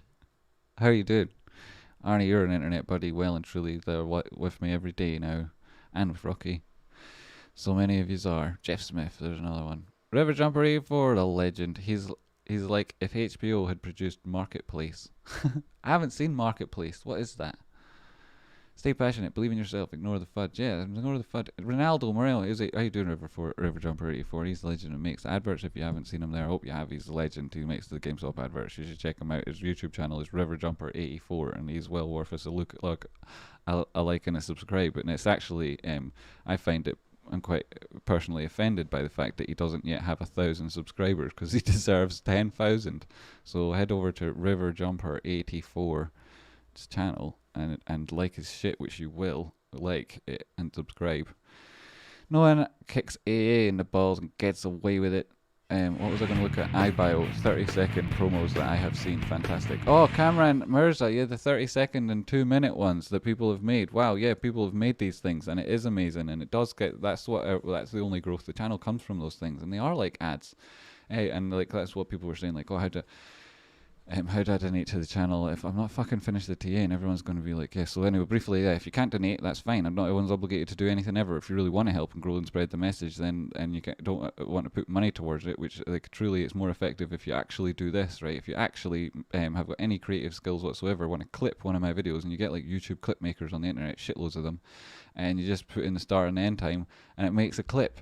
And then if you want, you can like stick shit on it. And if you're really creative and you've got time, you can use different programs and make it look amazing. And depending on how long you've got, you could also then publish that somewhere on your social media or the internet or Reddit or wherever, and people will see it. And some people are really fucking talented, namely River Jumper 84 and Grilled Cheese and Scotch on there, who made the Rippin' and Tearin' one as well. Those ads, like, I call them ads, but they're really just, they're not, like, no way were they me contriving to make an advert. That wasn't it. It was just the channel, right? It's just what it is. That's why they work, because it is just what it is. And so they made them and they shared them, and that spreads the message better than anything else. Better than any amount of donations or whatever. But then there are other donations that fucking work loads, and one of the other reasons people are at the channel is for the $10,000 prize for the treasure hunt, which is like for ideally for apes, right? People who like GME and who are investigating the shit that's going on in the world via watching these videos and looking at other stuff on the internet. When you find yourself here, you will often find a clue to the treasure hunt, the Tradespotting treasure hunt. Oh, look at these new members! Fuck yeah! And that treasure hunt I added 20k on Bing Bong. We are fighting the good fight. Good v evil. Karma will get the bad actors. The universe works itself out eventually. Fuck yeah, 20k in that damn. Fuck yes. Look at that. He just that guy talking about how he had 20k on Bing Bong. So congratulations, mate. Well done. Well done. Like, there's so many people like that have got so much like that are invested in this so heavily. So yeah, those things make a difference. So like, if you can do anything like that, that fights the cause more. And it doesn't have to be about me. Those ones about the channel do direct more people here, and this is like such a fucking awesome community. Thanks to the people in the community, right? The culture of them. 260 is what, 9.8. You're getting your 259 orders now. I don't know if you're going to get 244. I'd be excited about it if you could, but let's see. Yeah, so those things help more than anything else, right? Although the treasure hunt also, like, if you look at the clues, they're obvious, they're all over the place. I will update tomorrow to say what those clues are so that people get a better understanding of things. And that's how that works, and that's everything there, and that's me said everything, but I've missed stuff. And that was 20k LG for custom fabrication. 20k on Bing Bong, awesome. Fuck yeah, mate, well done. Congratulations, a few people did similar. Christy Bondari, welcome to Jim. Christy, yo, Christy. Thanks for joining, Christy. I think you're very generous, Christy. And River Jumper said, NPR show about economics. Oh, National Public Radio or something. Is that what that is? It's American. Jeff Smith, Reynaldo Moreno, I'm deranged, but I'm gonna hold. Media's so full of shat, it's crazy. So much positive news for GME. Yeah, there's so much that they could be talking about. But, they don't. Backyard music feedback. Of course, I hold my fam up, but I have no use for mass amounts of money. Yeah, like that. No personal use for it, right? That's like such an admirable thing to say. Whereas there's people out there with fucking loads of money who think they need more. The Seeker donated $5. $5. Yo, $5.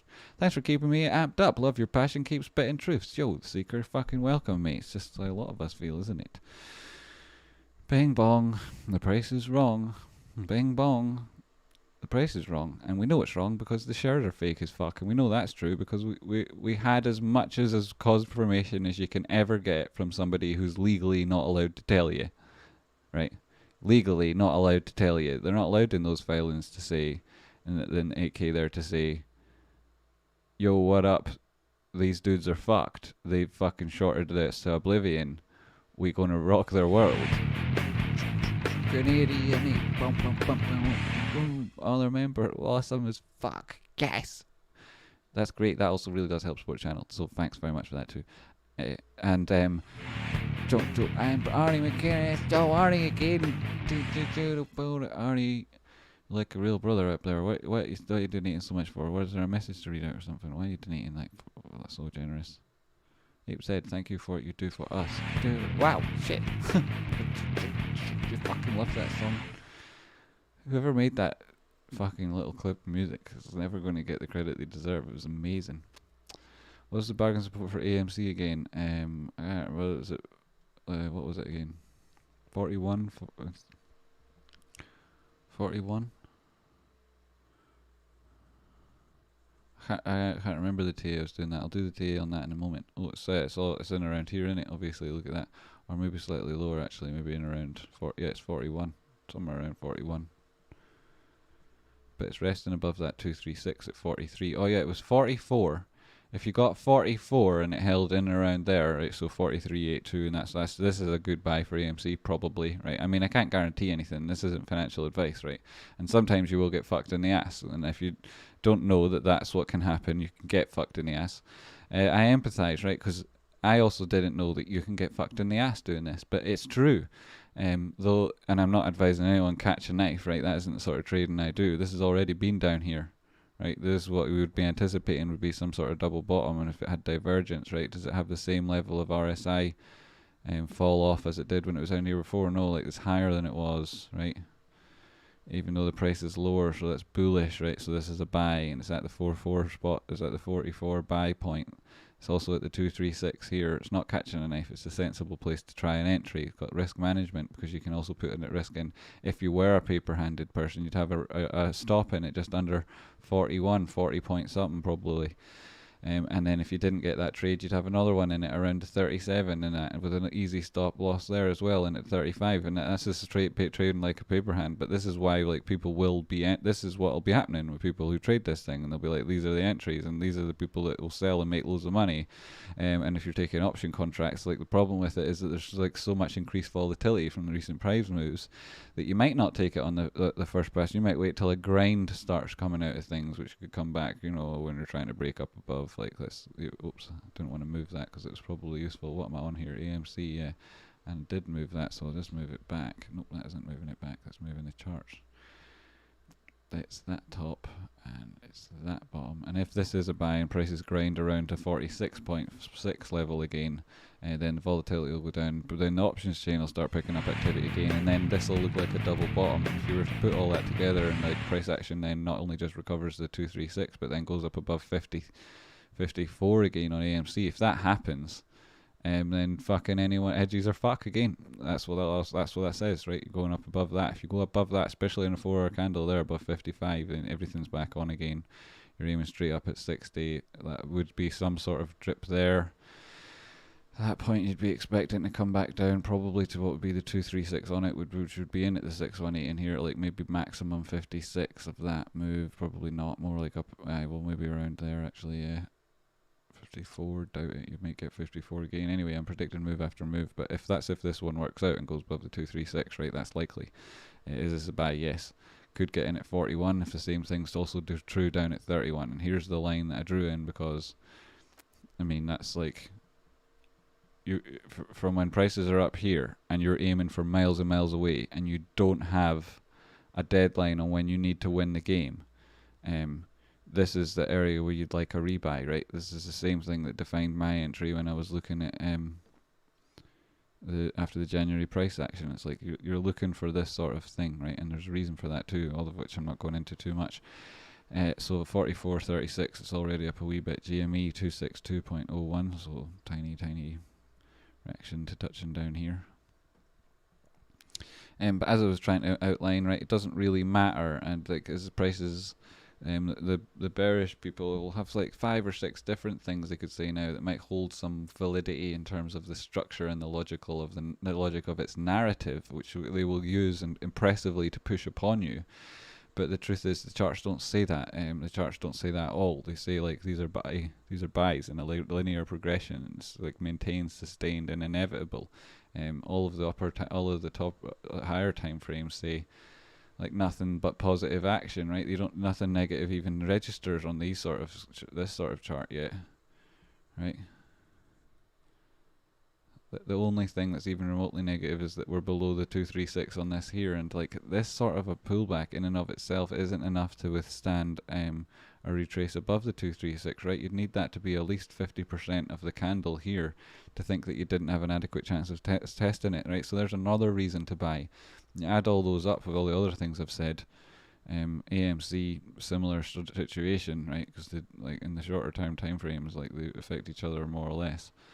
If it picks up, so will this, and vice versa. Another thing I would agree with of Rocky and Jackson Hunter on is that nature of price action. While the charts themselves have got so many differences, that nature of price action in short terms obviously the same. Yeah, so like these are your various entries. You go up to the 12 hour and you can see that nothing changes on the positive structure of price action until like 222 again, you know. Like people might think, oh, that's so far away and that's so different from where we were at yesterday's highs. But like when we talked about yesterday's highs and like we talked about the progression of price all week, we included these targets in here, you know, and the upper levels of where we got to, we were talking about how they were crazy. If prices get there, it's crazy at 379, 372, 369. Like up there, that's crazy bad for Ken and co.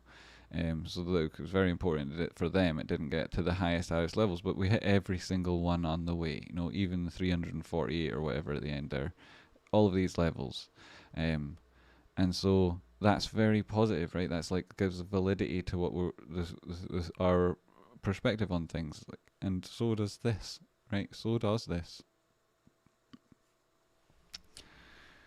Apeside, thank you for what you do for us. You're welcome, Apeside buddy. You're welcome. totally welcome. Like, I do it for you. That's why I do it, a lot of it, right? So, entirely that, and because I'm emotionally motivated by the bastards. But it's the same story at the end of the day. Arnie McInnes, I'm mad as hell and I'm not going to take it anymore. Yeah, that fucking movie which people sent me afterwards, that is true. It was very like that, you know, and that was back in, when was that movie made? You know, it was a social commentary. We were fucking sick of it 2 generations ago. We were sick of it 2 generations ago. You know, they didn't know what to do about it. Of course they didn't know. Of course they couldn't have known. Of course they couldn't have known. But now we have the fucking internet. Now we have the fucking internet, and now we all fucking know, and everybody should know, and it's your responsibility to know how to fight back now. I suggest a remake of the network scene where Albert Finney says he's not going to take it anymore, and then all the windows fly up. Yeah, everyone opens their window and starts shouting out as well. That'd be awesome. Or it flats to that me shouting on that scene, and it goes to the guy's his boss at his home with his daughter in it, and he's like, "Oh shit, my daughter's going to shout out the window." Thanks for giving me up. Yeah, that's cool.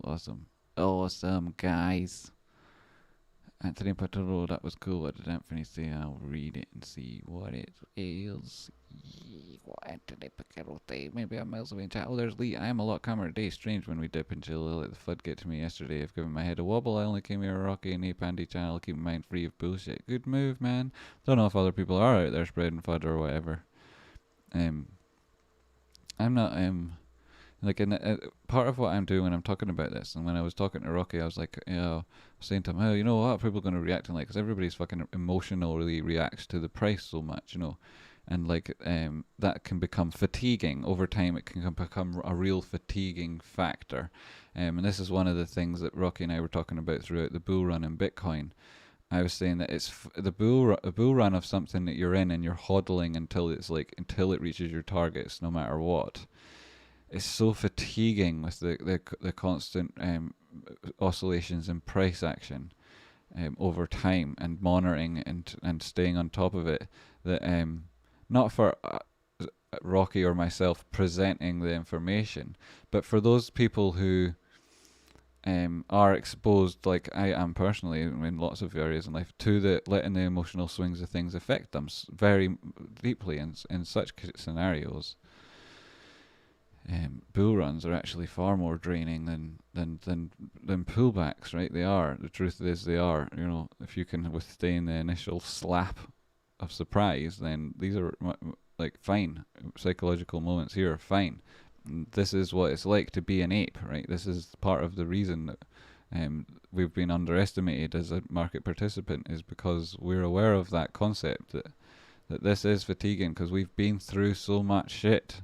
They've taught us in the hardest possible way and left us with the best possible chart at their own doom.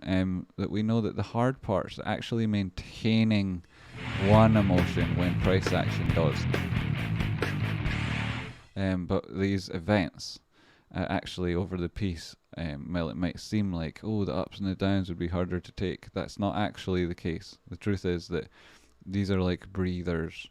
And they give our minds a rest. They also give some people time to do other things in life, like catch up and sleep, or go to the shops, or do some laundry. You know, these are a blessing, these moments, often, as long as it doesn't break important levels, right? And those important levels, well, you would ideally like it not to even drop below the 236, but in terms of once it's done that, you'd look to support and resistance and see if any of those are confluent with other fibs, and those are, right? They're confluent with the 0.5 here at 222 sort of area.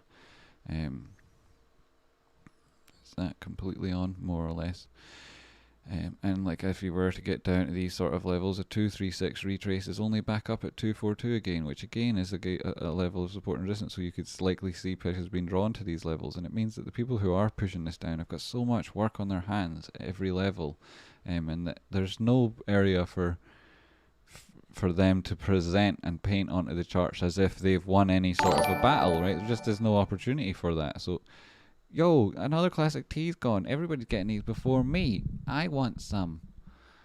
I hope you like it, mate. Like, you can share these with me on Instagram, what they look like, so I can see, because you'll probably get them before me. And also, I want to see what these look like out here. Also, I want photographs of people wearing these t-shirts. They're fucking ace. And then, and like, I will not show them if you don't want me to or whatever, but I'd like to see them. Anyway, yeah, what was I just talking about? Right, I was supposed to be doing technical analysis and I skipped doing AMC because I thought, shit, I've got loads that actually could be covered on GME, and I really truly have, and I haven't actually gone to it. Yeah, so like the RSI here, it's like lower than it has been over here. So in terms of like any bearish divergence that we experienced up here, we've now got a similar doses of a similar thing on the lows here. So this is like bullish. It's not confirmed as a low, but it is beyond here, so we could confirm the highs and say, well, there's a degree of bearishness across these three touches of it, right? 1, 2, 3, 1, 2, 3 on the 12-hour there. If you could take that up to the daily, it's less pronounced, right? But it's still there, still a touch of it. And prices broke out though for bot zone. They haven't got to the center zone yet, and there is a line when you go to, say, the 4-hour types of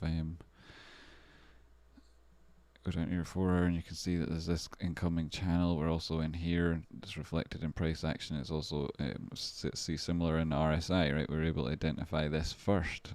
This is a trend. This is slightly, maybe even ahead of the trend on price action. So if we see this start to bounce up, then perhaps price action will be following suit. So then you'll be looking at that, down on the 1-hour, you're looking at that and you're saying, well, price action is lower than it has been since here. That means that that's bullish because prices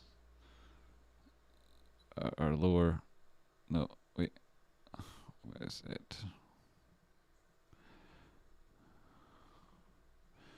I can't get it up. Anyway, what I said there wasn't what I meant, and now I can't be bothered going over that anymore. Anyway, the point is, there is like a reason why you would see touches to the lower level of this channel. There is at each of the points that we've put in a degree of bearish divergence. You've seen a touch to the bottom of the channel, and what you really want is price action to have gone beyond where it did previously. You still get caught by support, but be higher than a relative, or sorry, lower than a relative low, with the RSI itself suggesting there's a degree of strength coming up in the shorter time frames. This is the sort of signature you're looking for, right? Like a higher low on the RSI, but a lower low on the price. So that you can say that there is perhaps a degree of bullishness here. Of course, that's not true if everything just keeps going down, blah, blah, blah, blah. But there's loads of areas of support here that we're talking about, like 244 and like 222. So those are the areas, right? And we are looking for something like that. If that doesn't happen, if we don't get there and prices go up, fantastic. Then you'd need to see prices back above 273, 274 are probably better if we just turn around from here. But I fully anticipate that we'll come and test some of these areas of support, because that's where lots of money will be. And also, it's like when we're talking about these, like, it's still got a bit to go to get to this entry that a lot of people will be taking. 12-hour. I could turn on the other EMAs and get all of it up. I've got them there. You just can't see them because oh no, you can't see them. Like, sorry, it was me that couldn't see them. There's still like there's just so many things to identify as this being in a positive trend. So, am I worried? Not at all.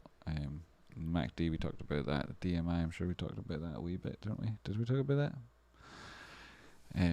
But it's important. It says that the trend is increasing. Like, there's no divergence on the three highs of it, none at all. The weakening trend on the bottom, that's perfectly what you would expect. This is exactly as you would expect. Nothing untoward here.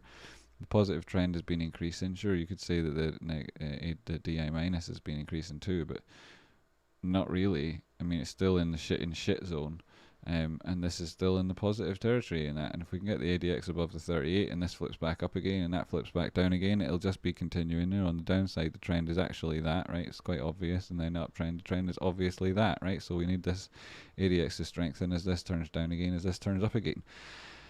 And does it have to follow that exact line? Well, I mean, not really. Let's face it. Like, it's actually more something like that. If you were just being like, and it's like, and none of that's real technicality. It's just the bit before it. None of the lines are. But what I'm saying is, right? What I'm saying is, it's the essence of it.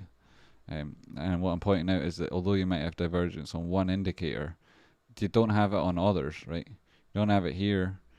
You do have a touch of it, 3 touches of it on this timeline, on the MACD. So that's not great to see it on both of those. And to see 3 touches of it. Un, dos, trois. Un, deux, trois. is exactly what you'd expect to see for prices to be come back down and test the bottom of the rate of the channel it's in, right? That's all that means. It doesn't mean like, oh, it doesn't mean any of that. It means like you might see a reason to come back down, which is, why is that? Well, it's because the people who were buying it at these levels are waiting for another test of these levels to buy it again, which was very sensible. And some of them are here in chat, and one of them was talking about his targets yesterday and how he just about got them, and now we all have got them. Actually, did he just get them? 256, 258, yeah. So, you know, this is like where it's got to, these sort of levels, which are positive. Oh yeah, I was going to talk about where we might expect it to go. Oh right, well there's those levels of support below, and you might expect it to get taken to them. I would expect it to be. And then a positive reaction from it, and as you'd measure that positive reaction, and I'd want to see the prices like, well, so ideally what I'd like to see is people getting entries at 244 that want it, because people want it that and like them people, and then after that I'd like prices to then retrace up beyond 263 again. Should they go down to, but then go back above 260, they could even go slightly lower than that, but not much. I wouldn't want them to go much. This would be ideal from where we are at the minute, right? I wouldn't care if it could still straight back up, but this gives these people an entry, and that's like where people are, right? And I think that would be good, because then there'd be another level of support that we could go on from, right? And I'd like to see that, but whatever. Let's not look from the future, let's talk about what might be happening. And so those are the where I would expect, and that would be nice afterwards to retrace, but that's two step too far at the minute. Stopping somewhere around the 244, 247 range, 242 maybe. That's what I maybe expect price action to do, only because that's where there's a significant level of support. It may be that, you know, there is no real negative momentum here. It's just a weakening of this positive trend of people buying it, and they aren't going to buy it at resistance, right? Because I've said it so many times, we don't buy at resistance, right? We don't. We buy at support. That's where we buy.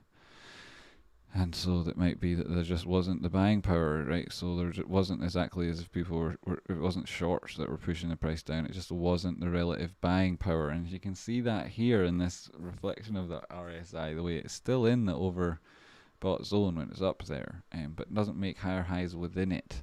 And so it's like the buying strength itself is what's not driving the price, rather than any downward pressure what's driving it down now, right? So you see, like, not black and white, shades of grey. Also you can see we made higher highs over here than we did over here. Was that bearish? Possibly. Touch of bearishness, which may well see the prices come down as far as the 222. The ultimate support on this formation, we broke out of it, is around the 180 level. And that's also where, when you look at things like on the daily time frame and the 2D time frame, you see other things come in around those levels that may be stop looking at my phone. It would also be like reasons for people to be buying it and things like that. So in terms of like prices going down, it isn't like other assets that people look at, and you maybe your psychology is characterized by having traded those before. Like if you were a crypto trader and that, you know, you look at every significant top as a chance to change your mind, right? If you're wrong on one direction, it's quite often in the crypto land that you can just change your mind, go the other way, and you'll then prove to be right, make anything you lost back and then some. Trust me, that's a lot of how it works, right? You just have to be flexible about changing your mind. This isn't like that, right? This is a completely different character, this whole thing. And as such, it isn't likely to take the same rapid as fuck dumps, like, and it has never done so. Like, although there have been areas where it's because people literally got rid of the buy button on you, right? Not because of and that's not what happens in crypto land. Trust me, they ain't ever getting rid of that. Like, so yeah, 255, 256, spot 77. It's also like this is the bottom of this channel, so there's lots of reasons. Anywhere for people scale orders in from here all the way down to like 242, 243, 22442. That's like areas that people will be scaling in orders. Is that to say that those are the champions of the market come the end of the day? Well, the end of the day is something you'll have to speak to Rocky about. But it would be positive to see price actions. Like, that's what we want to see. We want to see price action recover. At the moment, it's not about this fib, it's actually the dominant one here. We would really like to see prices recover 278. Right, 278. That would be very positive. I could imagine there'd be a battle up there though if prices got to 278 again. That's probably 278, 279. It's what we've been talking about before. It was the previous level where we were thinking this is maybe resistance, so we'll see what happens when we get there. if and when we get there, but that's what we're looking for. I know what I mean, if and when. It's obvious we'll get it at some point. I'm wondering if we get it by the end of today, or if we have to wait till the end of the week, or if it's something that starts next week sort of time. And in between time, what happens with price action? So we're looking for recovery for 236. We're looking to get above 278. That would be good. If that happens, I'd be on Twitter like, fucking hold, mate, hold, because there'll be idiots that are thinking of selling. I'd be saying hold in case anyone was ever fucking wondering. That's an obvious place not to sell when you get back there. Idiot paper hands like doing it all wrong. Honestly, like they think they're in it for money and then they just fuck it up for themselves. Right. Anyway, 242. Yeah, that's why I'm talking about that. Well, I'm just drawn to that from this again. Right. So yeah, like it looks like and then the RSI at the time lower, prices slightly higher. Is there like a better touch of bearishness between these lows? 15 minutes, not like. Nope, not on the 4 hour.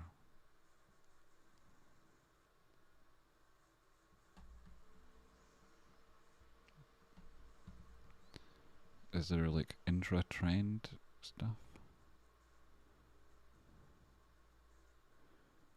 Maybe a touch there. It's not bullishly divergent.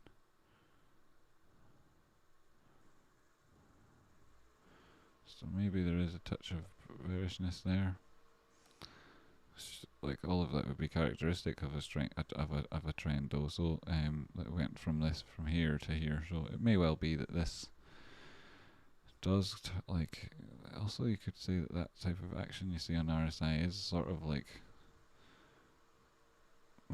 that. It's sort of like that, right? And if it is that we're in this sort of a wedge. If you've been watching around for a while, like you'll know I don't particularly like drawing wedges, right? Like I don't like drawing them for no reason, because there's literally fucking, like honestly, I just glanced, right, and there's at least 15, right, on the chart in front of me, but it doesn't matter, right? This type of wedge is a bearish wedge, right, not in any dramatic sense. It's from the first touch to the bottom, which is this one, is the only valid one. And you drop out of it there. Is it there?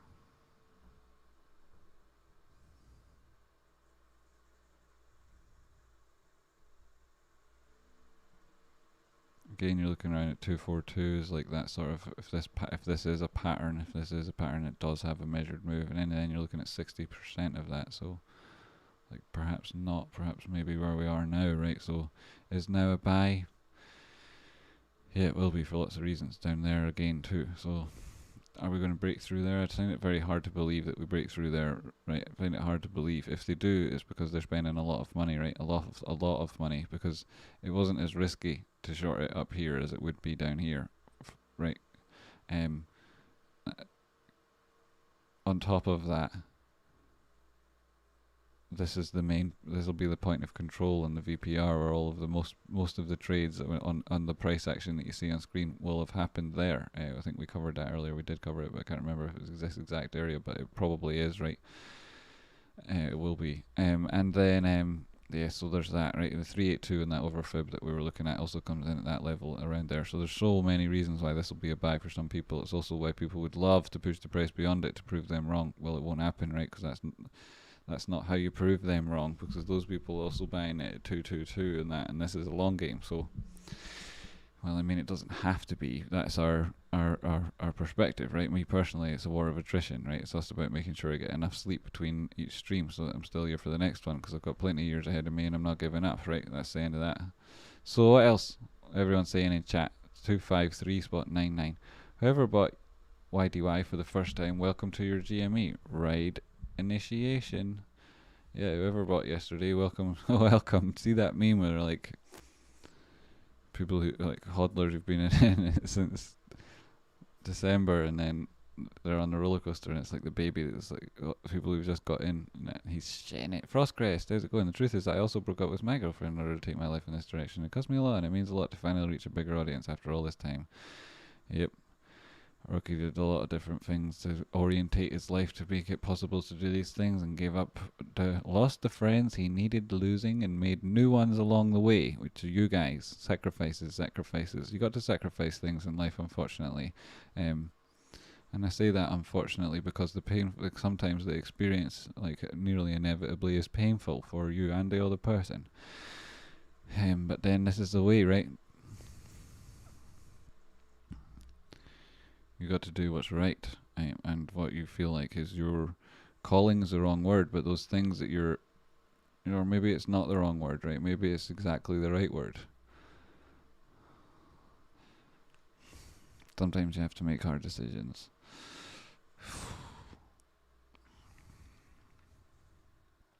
Bill Wynn, they never gave a date, and no company would ever mention a date. What are you talking about? At the money market offerings? Probably.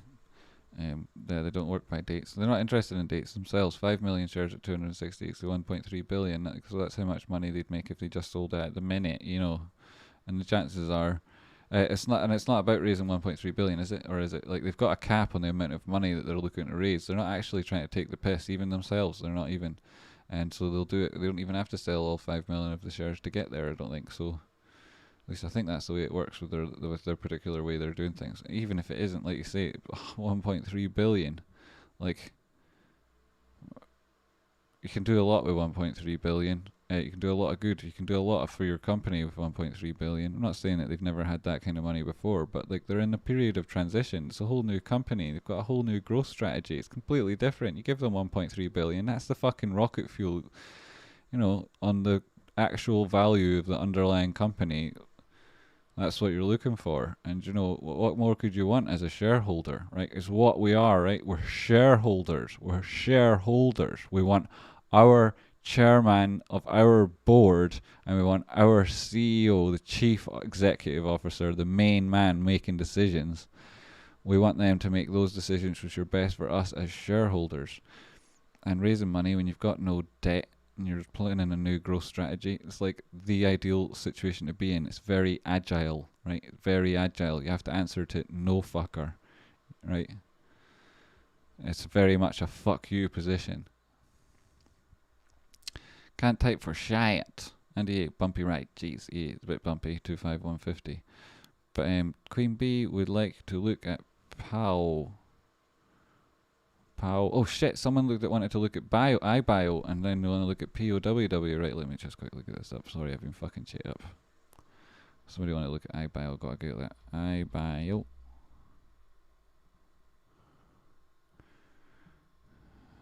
What did you want to look at it on?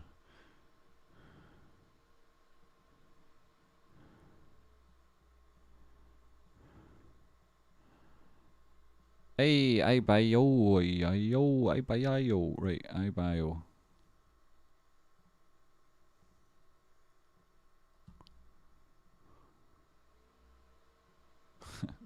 Useless. That's the worst thing ever. I've just drawn, doesn't mean anything. Oh, look at this when you really think about it.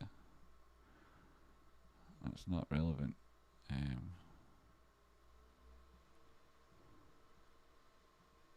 There's that. There's that.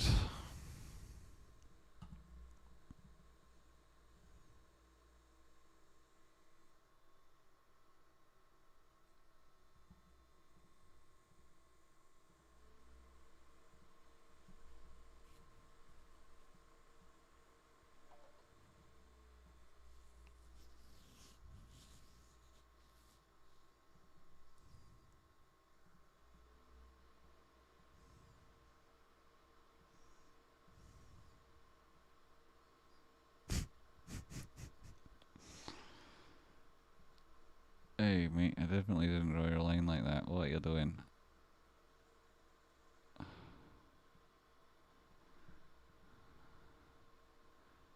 Well, I suppose it's not working on the log chart of that daily time frame and what the price action has been through. I can see that it wouldn't. So let's just flicking. We're not using fibs at the minute anyway. Well, yeah, that's that well and truly over. It doesn't really matter. You can see that when you go onto the linear chart. So that's that, and that's like, let's go back and do our fib on that then. That measure move is quite epic. So anyone who got into this in any of this, that was enthusiasm, a lot of enthusiasm last year. Wonder why that was. Is it just from the charts and the measured move of that? Well, it's way more than the measured move. Anyway, so on the daily chart you can see that perhaps it's put in what you might consider to be some sort of triple bottom or a W. You know, it might well be something like that. If you were looking at it as a cup and handle, it's way more of a retrace than you wanted on it. That's defeated. 1, 2. Hmm. Hmm.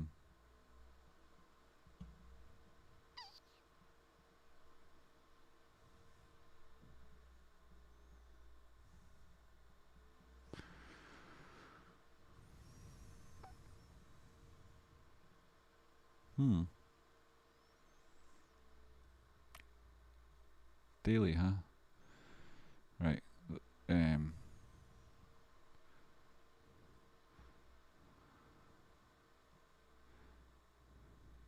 Could stall here for a moment.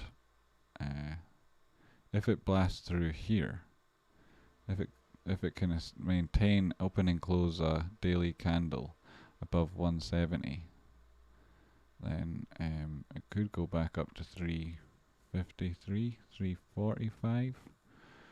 Yeah, so if this can like maintain daily candles closes open above, right, and then close above 170,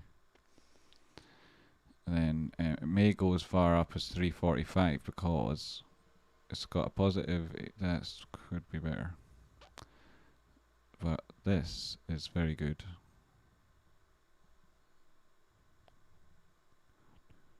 Nothing wrong with the top side of it.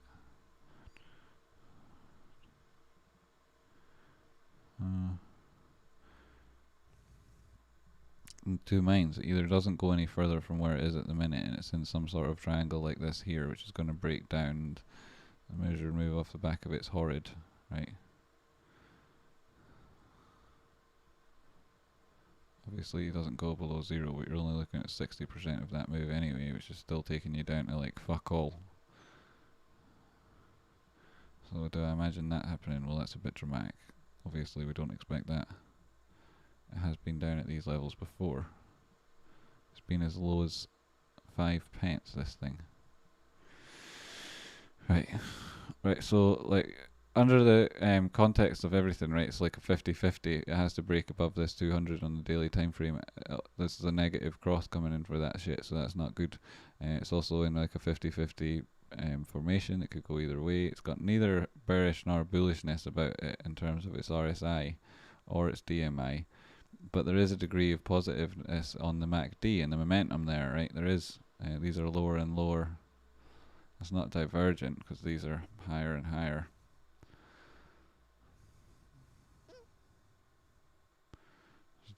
There was a degree, maybe. No. Yeah, it's all 50-50. It has to break above that. Like that. So like that's that, right? But you put this into its greater context of what this chart is, and it's awful. Eh? Look at that. I mean, just look at the 2-day. Like that's awful. 3-day. That's awful. Weekly. It's been bad forever. Eh? It's only ever done one higher high in its entire history of it. One. Everything else has been a lower high and a lower low. That was your buy if you're trading this 5 cents. If you sold it up at $4 something, then that was your exit. I don't know anything about it and I can't tell you anything more other than I wouldn't trade this. I don't think it looks very positive. It's in a 50-50 minute at the time at the moment, but if it does break the 170 level and open and close on daily, then you could get a 100% move off the back of it. But is it worth the risk? I don't know. So that's my take on IBIO. If you definitely have to go long on the thing, you're looking for a re-entry like around $1 and then, or $1 and then where you manage your risk there, like 95 cents, something like that. Truth is, it probably actually goes there and then bounces and fucks everybody. So it's like, also it's like in, like I say, I'd come back to this when it starts, like, even if it's interested in squeezing, right? For whatever reason, whatever this is and whatever you're looking at it, although I don't think it would, IBIO, I can't imagine it's what it would be involved in is likely to squeeze.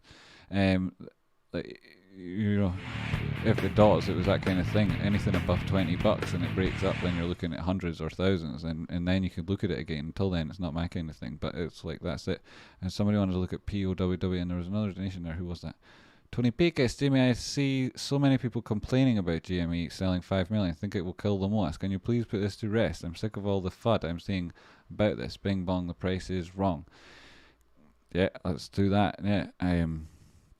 Now and then get to looking at POWW, but somebody look at that and I fucking ignored them. Sorry, and if it was Apple or Queen Bee, then I'm super sorry because they do so much trade. But I need to talk to you. I need you to talk to me about POW. We'll be getting listed on Russell 2000 on June the 28th. Can you look at it and tell me what to expect when that happens? Pretty please. Yes, Queen Bee, I will do. And why the 5 million, right? So the 5 million is an at the money market offering, right? At the money market offering. At the market offering. At market. Fuck. Anyway, what that means is the shares are already with their broker. And they will be released onto the market as and when is least damaging for the price. That'll be done at their discretion rather than in all one lump sum to all one market participant, which means that it can't be taken on by hedge funds themselves looking to fuck us, the way, say, for example, if you were a CEO of a large cinema company and you sold a huge chunk of your shares to a strategic investor, knowing full well that they would dump on the market. It's not like that. It's instead the CEO of a large company involved in the entertainment industry, per se, but via its most lucrative division, that being computer games. So it's quite different. And then again, they've got no debt, and it's a company with far fewer total shares, with far greater market potential in a far bigger industry.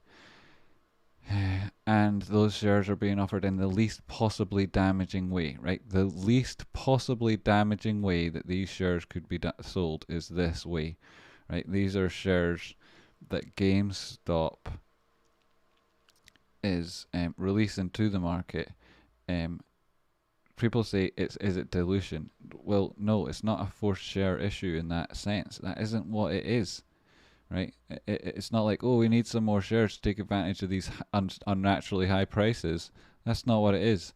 It's we are releasing the equity so that we are able to change that, what is currently capital that's illiquid, that we can't use to expand and grow our business, to liquid capital, which we can use to achieve our goals, which will be used to achieve their strategic objectives, right? They specifically say what the money's being spent on. It's not some nebulous idea that we're just going to be able to, improve our balance sheet. Of course it does that, so of course you'll include that sentence. Why the fuck wouldn't you? But that's not what it says. Read it. It says it's to achieve our areas of growth, right? Their strategic business objectives, which they've outlined quite clearly to us to be in fulfillment in esports.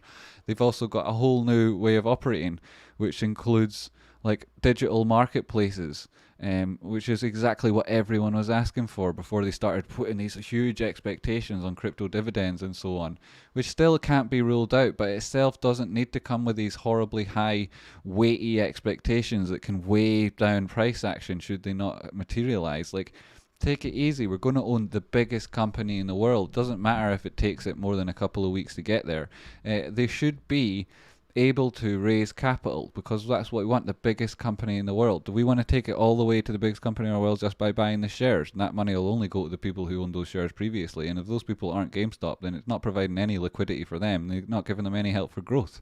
We want accelerated growth, right?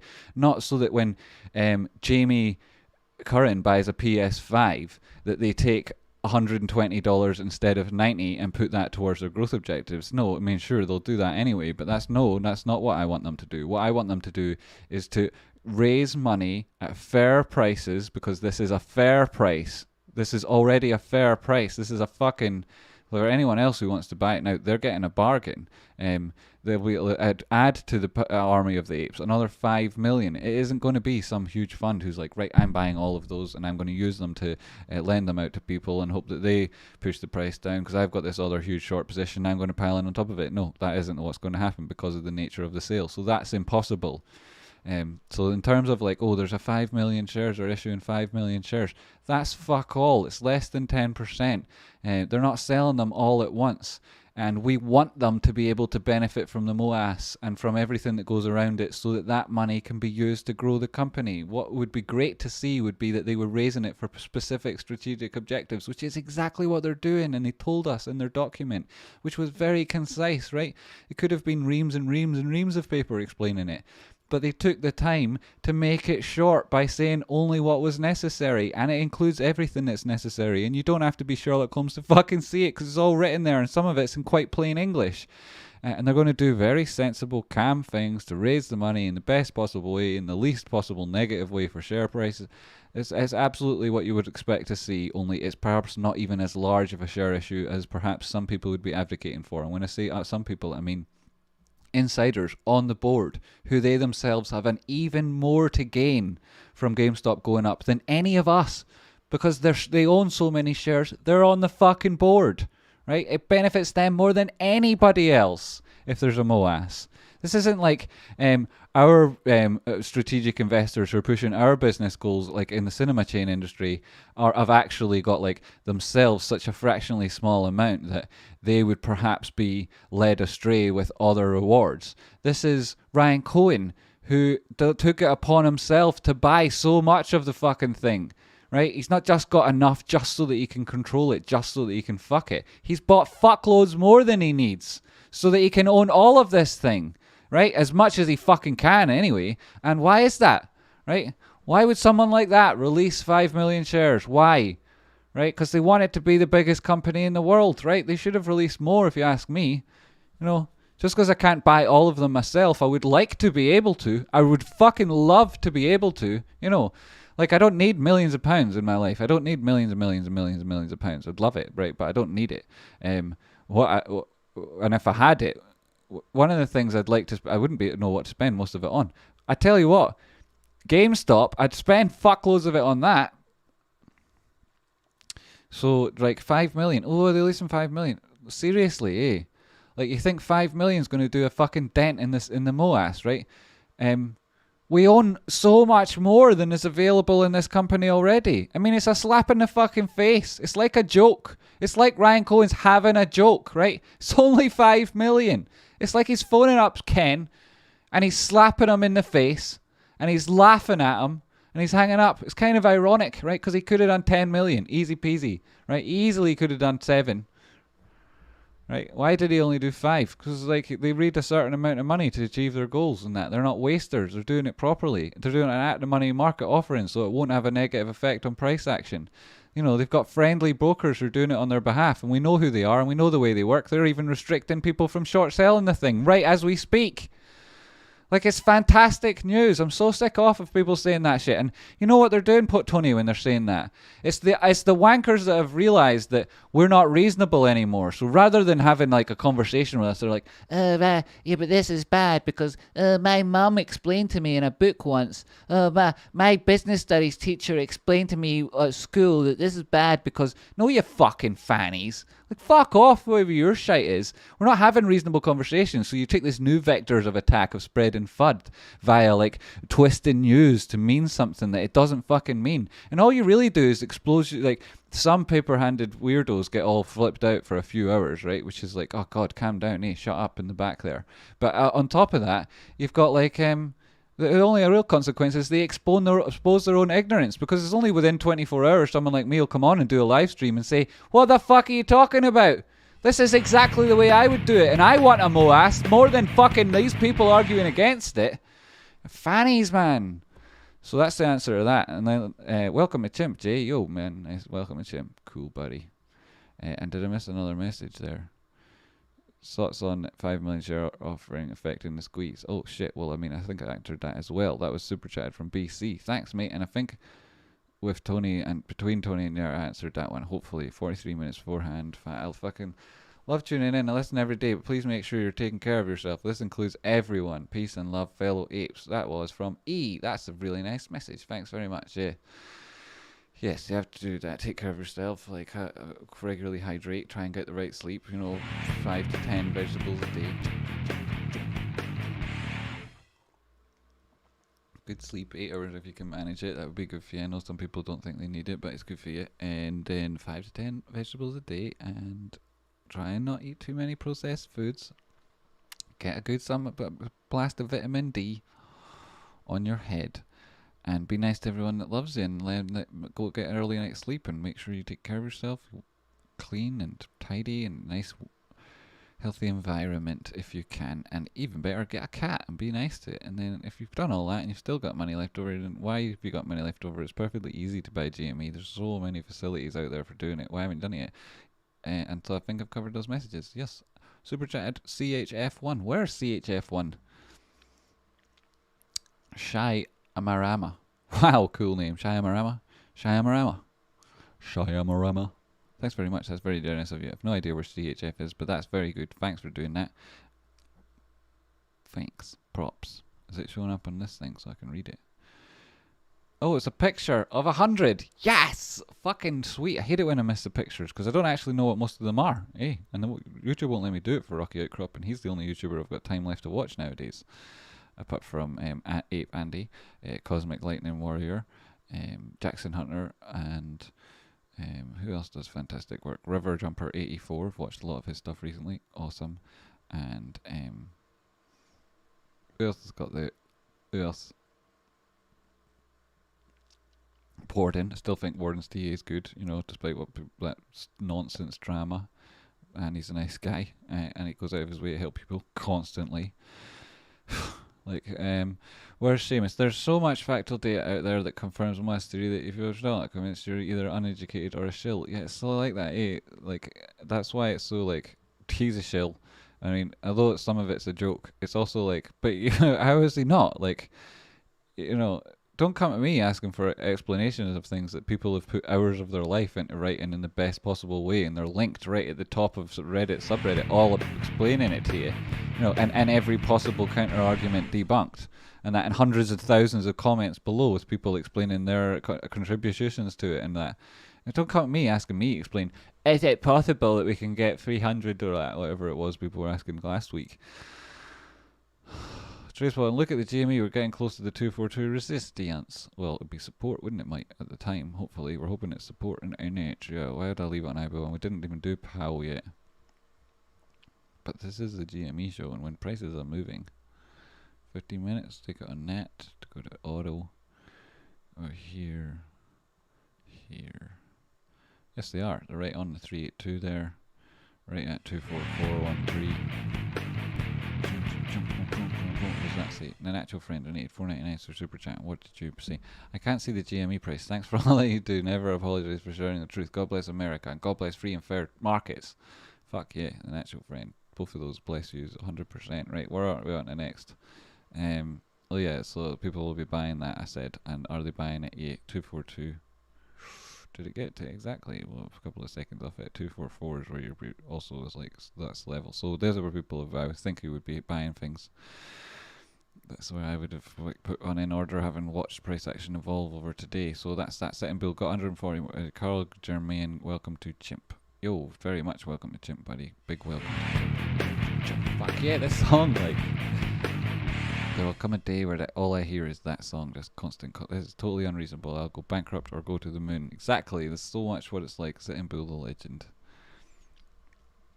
Space bananas. We all have. We want our space bananas. Did I miss anything else? Pahowski, any chance of a gander at Naked, my man? Yes, I will look at Naked and POW now quickly, and then we'll come back and look at what happened with. GME after that support zone was touched, right, which I expect will be a positive reaction. We could do it 2 charts at once, but like I'm already on a small enough screen. I haven't actually got Streamlabs window open, so I miss stuff all the time. What size is it? That's already quite small for you guys, if you ask me. Oh, Ale Harris, yo, welcome Ale Harris. That's brilliant. Thanks. Right, spread this out. Oh, Queen Bee, I need to talk to you about POW. I'm going to Queen Bee. Oh, you didn't need to give me that tenner. Now I feel bad. I was literally just about to click it. I'll be getting listed at Russell at 2000 on June 28th. Can you look at it and tell me what to expect when that happens? Pretty please, right? So when it gets listed on the Russell 2000, there's lots of jiggery pokery, right? Because not only does it get sold by some funds that don't invest in they're like, yeah, let's wait till it gets to Russell 2000 and then dump it, right? That's what a lot of people do. So there'll be that. And there are all the other funds that are like, a lot of hype about THETA and T-Fuel. What are your thoughts on that? Possibly the future of the internet, faster and cheaper than Ethereum. Well, I like THETA, but I'll talk about that in a minute. Holy shit, I have to get through things where people donate. I feel bad now, right? So this is brilliant, though. I actually feel great. So how conflicted am I? Not really, because I like conflict, right? I need you to talk about how, right? Do that. What happens? Well, then yeah, people buy it, and it's like it cycles through different funds, and it's totally normal. And sometimes those cycles never touch the exchange. So let's look at POW, and then if I missed another one, somebody else wanted to look at another one.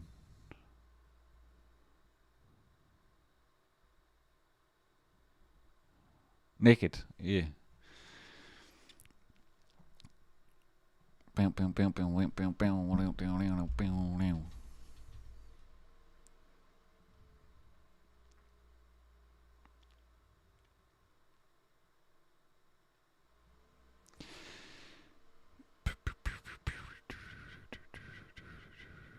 Blue. No. Oops. Right. Yes. Ooh.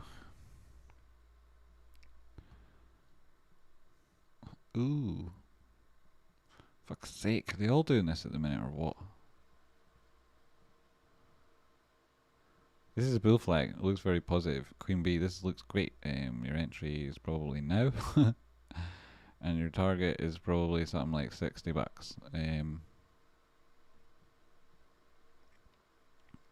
Is that going to retrace? May well do, right? So let's look at this and say, if you were really, really low, if it looks bullish, but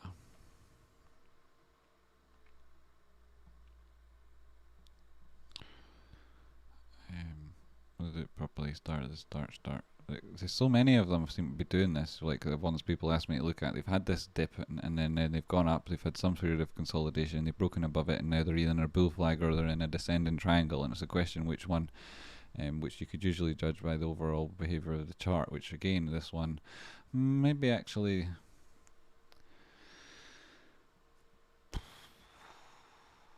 Where's that? 97.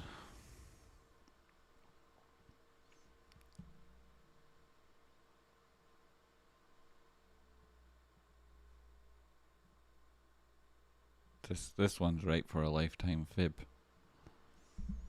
Above the 618. 38279. It's getting onto the Russell now, but will it be on there for a while? I don't let's see. It needs to go up, right?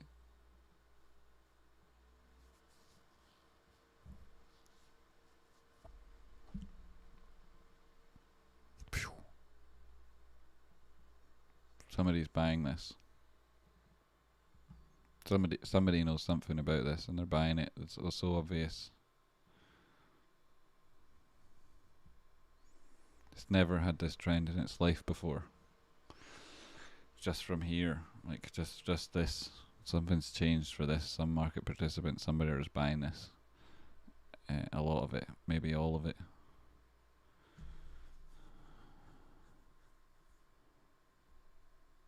Shelf offering, yeah, shelf offering, that's another way of saying at the money. It's just with your broker like the right to sell them. If I was distracted though, that's not POW. Somebody's buying this, somebody's buying it, and they're buying it all lows. They're creating some positive momentum here. They obviously don't want it to be too desperately obvious. That was your buy again, you've had that. That was obviously the buy there, but like you've had to sustain this up and down as well if you did that. Lots of people has probably got some sort of a bing bong on the go here as well. Or here.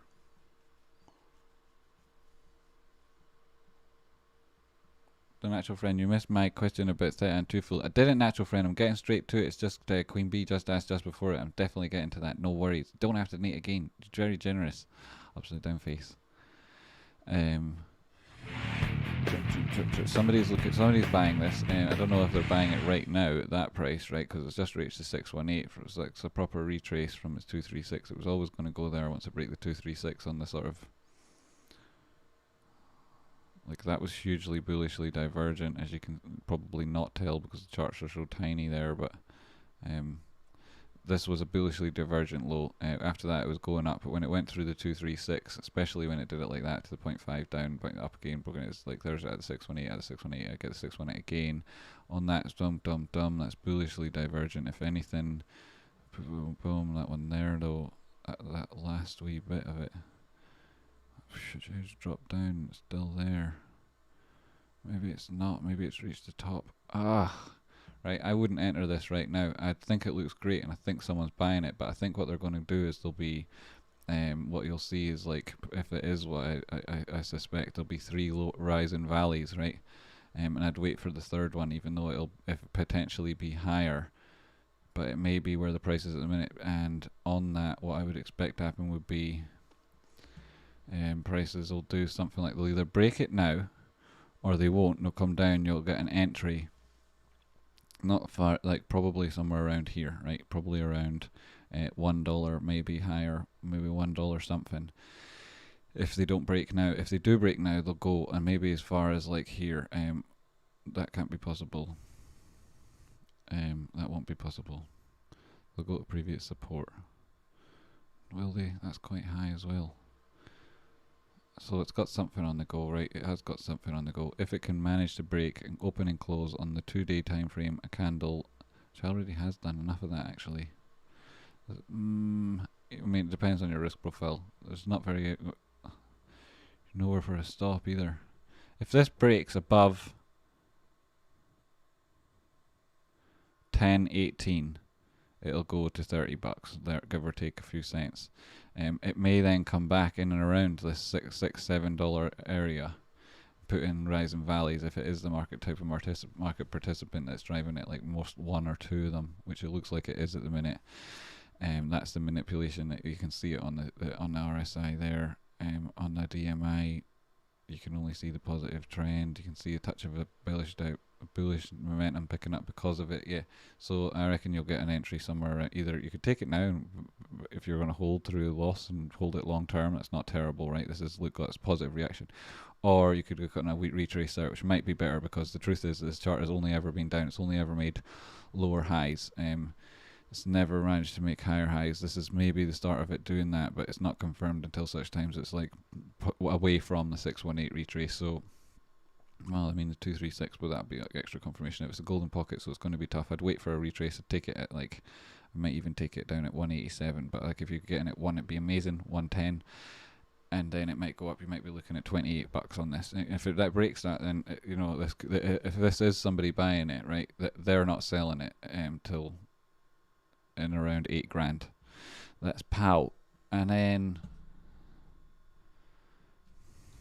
I've got THETA on the charts probably. THETA and T-Fuel. T-Fuel's like the reward you get for it's like the gas on the THETA network, right? And it allows you to have certain privileges that you don't get otherwise. What one did I just add on there? THETA Edge Breadhead. That's not what I want. What did I add that for? I've probably even got THETA on here. Let me just get it. Where's THETA? THETA. USDT or against Bitcoin? What are you looking for, mate? I will look at both of them if that's what you want, but please don't want both of them. Obviously, this is a very good chart. This had a significant amount of negative momentum. Let's see if that's a trend.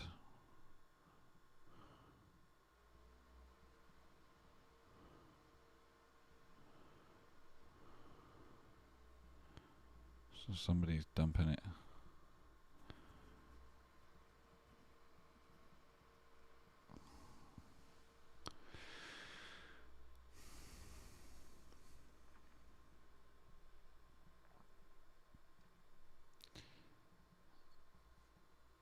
I mean, presumably what you want to look at is THETA rather than T-Fuel itself, because the T-Fuel chart, like, is be a little bit bonkers compared to this, I imagine. Little bits.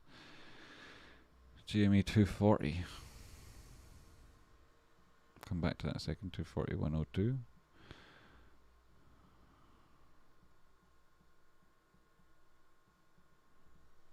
It's on the 382, still not broken that. It could go as far as there, and you'd be out at the 222s, 217 sort of thing, and you'd be on the 0.5, and that would still be bullish if it bounced off that. So we'll see what happens.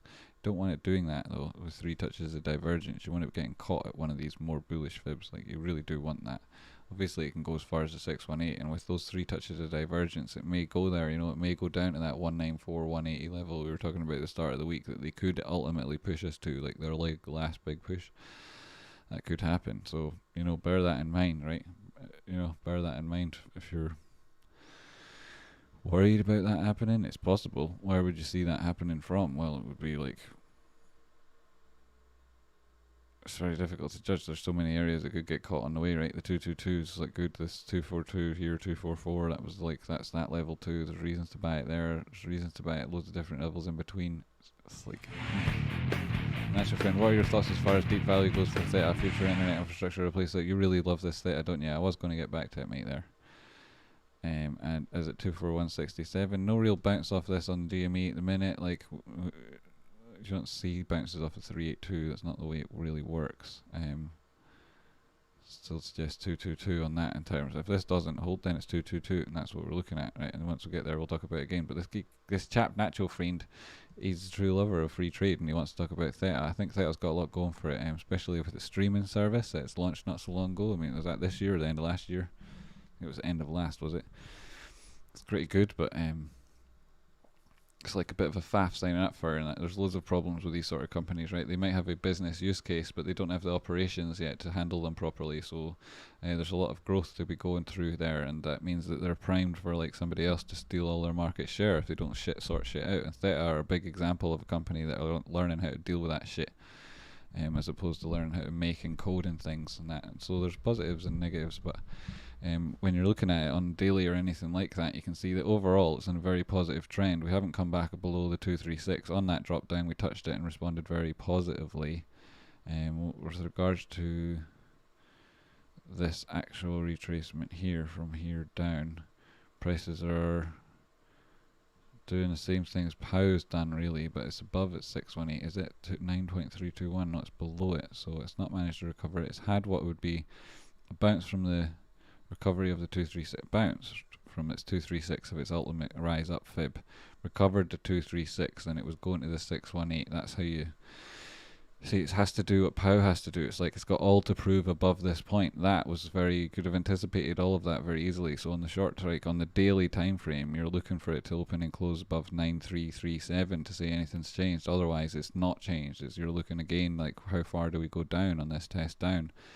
And you'd be looking at 7, and then you'd be looking, does it stop at 6.6? And it probably wouldn't. You'd be looking at again at 5.3, 5.4, and that's the sort of thing where you would then come in and say, is there some bullish divergence? Is there some reason? Because strength of trend here, weakening. If anything, that's like a negative trend that's weakening though. Yeah, yeah, they've crossed, right? If this turns up, it could recover, right? Could be in for some good news. THETA might be in for some good news based on the DMI. But on the RSI, up prices here. If prices don't recover like $10, then there'll be a swing failure, and then again you're looking at testing lower, and maybe it goes even lower. I mean, I believe in THETA, but I know cryptocurrency's got a fucking headache at the minute, so is it going to experience what a lot of the others do? Quite possibly. Would it go back as far as that? $2?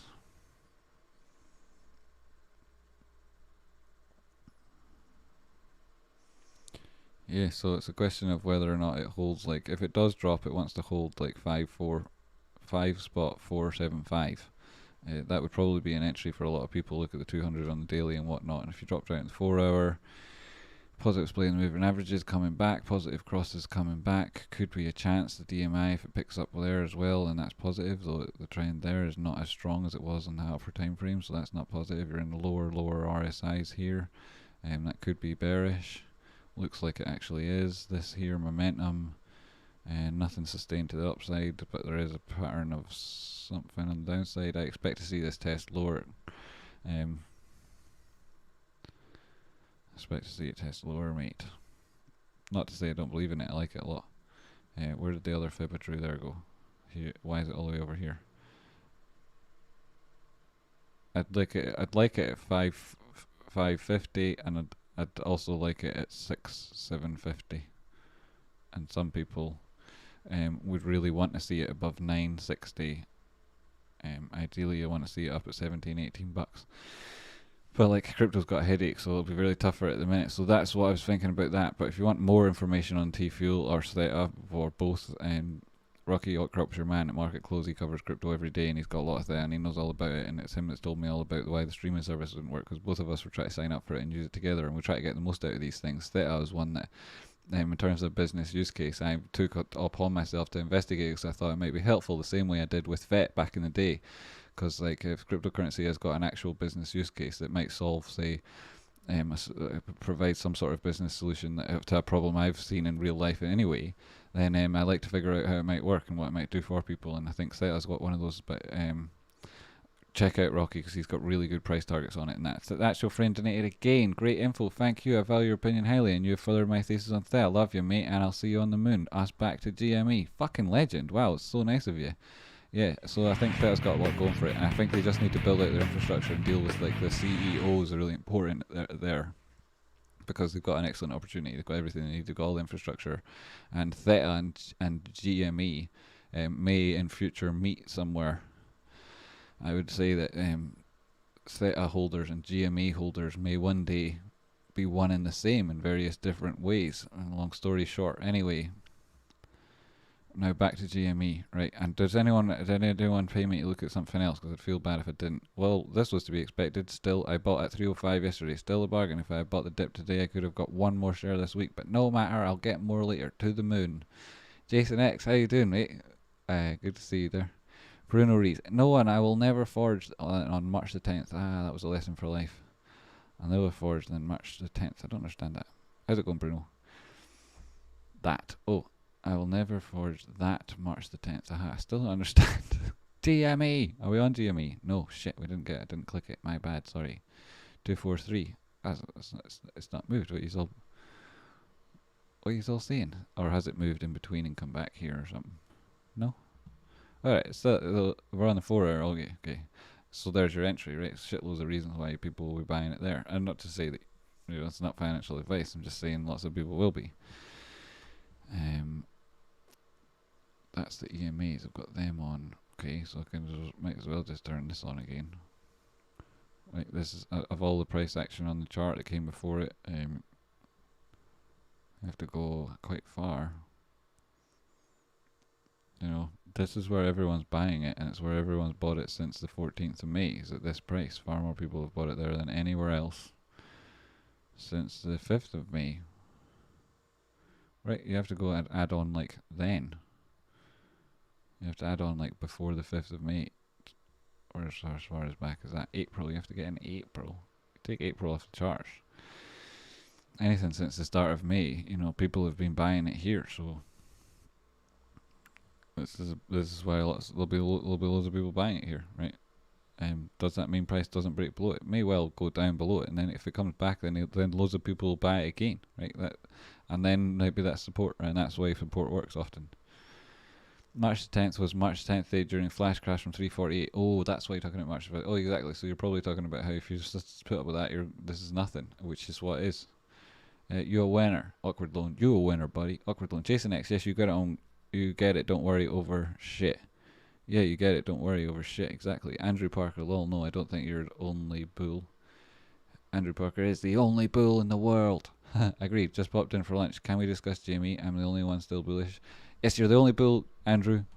The rest of us are like, fuck it. We've given up our good fight against the Hedgies. We've decided that for some reason for some reason I can't even string a narrative together that would say why we wouldn't like Ryan Cohen, even as a joke. It's just not possible. No, you're not the only bull. We're all exactly the same as we were yesterday morning and the morning before. Some of us have bought more shares, myself included, at 272. Your chap earlier at 305. I mean, not earlier, it was Jason who you were talking to. So, I mean, you know what it's like, right? And this is a buy, right? This area is a buy for loads of different reasons. And, that's just the way it is. Like, there's nothing biased about this or that. And, like, a lot of people are like, oh, you're my favourite tune out the channel to tune into for confirmation bias, right? The nature of what they're saying is that I believe that there's in the bullish thesis, right? So when I give my thesis, it confirms their bias, but that doesn't mean that I'm just in here cheerleading on GME. I'm talking about why this is a good buy for loads of reasons, right? I gave them all there. I'm sure I spent when you add it up, I've spent at least half an hour just exclusively talking about the reasons why 244, 242 is a buy. So, and there's another one, right? Like, and I did mention it briefly. That there, 273 is what we're looking at from Zaya. 243 spot 85. See, there are people buying it here. You know, this is a buy. You know, anyone like you can't now you can't go short, right? This is also the problem with trying to maintain a short thing. You've reached the area where you can't go any you try to push it there. You try to open a short here. Where's your risk management going to be like seriously, where would it be if we move back at all? Like you've got no room there for one. Like you've got no room for one.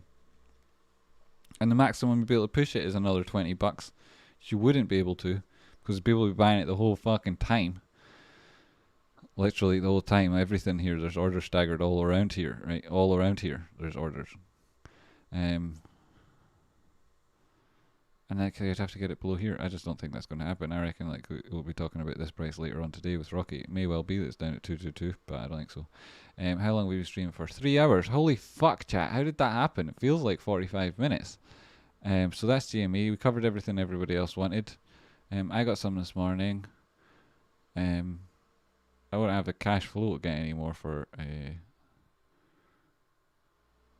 well, let's see what goes with the other things I trade, I suppose.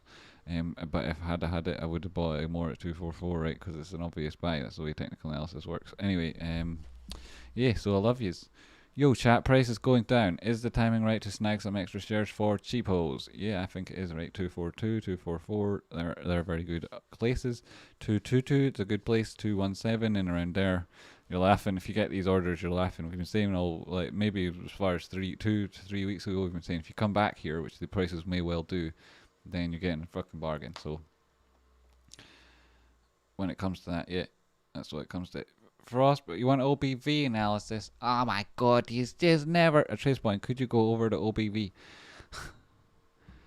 Max Greenwell, I've been buying out these dips because loads of positive news yesterday, and GME is the best market participant. Keep the conviction apes. Yeah, exactly, Max. It's like so much of it is just who your fellow market participants are. That's like a massively underrated aspect of trading.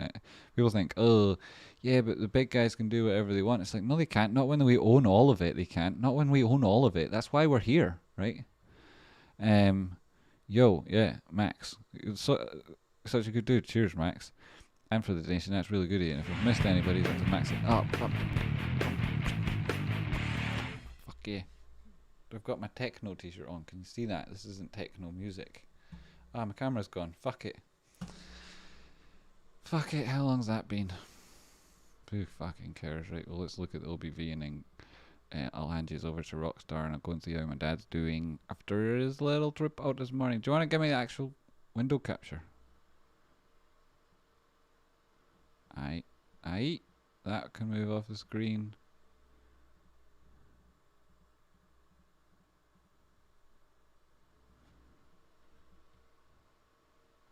That's boring. They're drawing tools. But yeah, I don't know. Why not see some drawing tools? And then stretch this out and we get the full picture of that. And there's the moon back and it's perfect place. Right, here's the not financial advice for today, right? The not financial advice for today is 244 is where you should buy GME, right? That's today's not financial advice.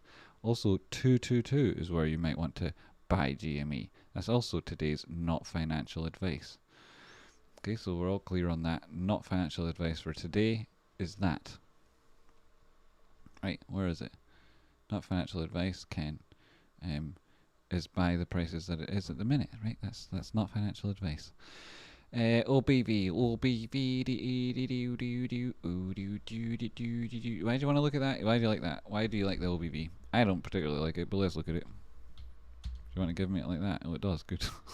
Handy. Oh, piss off with that. I mean, I'm going to do this anyway. I want your stupid built-in VPR, you It's like obvious anyway. Do you want to give me it this time? There's other ones, eh?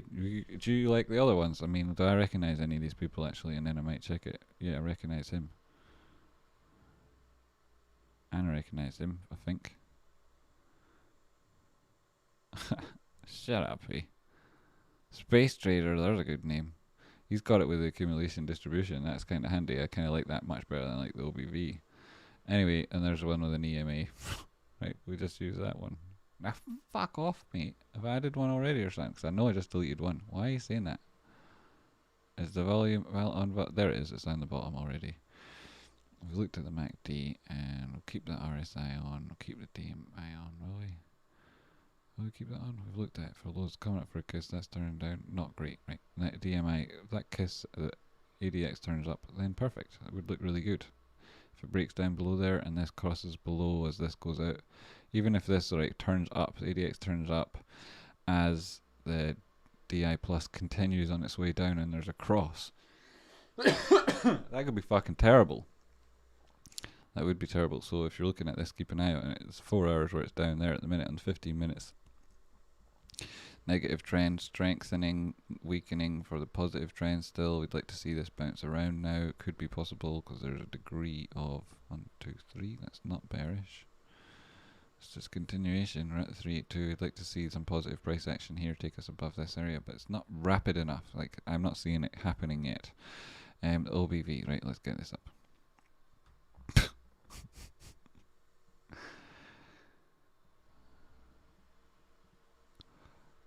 Where did you go, OBV? God, you're so shit. For a start, we're doing that with you because we don't like you the other way. And we're also doing this with you because this is one thing, so like, you're gonna have to be more, right? You're gonna have to be better.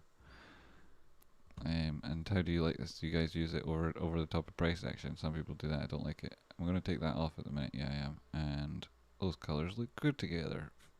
If you're off your face, let's get rid of these.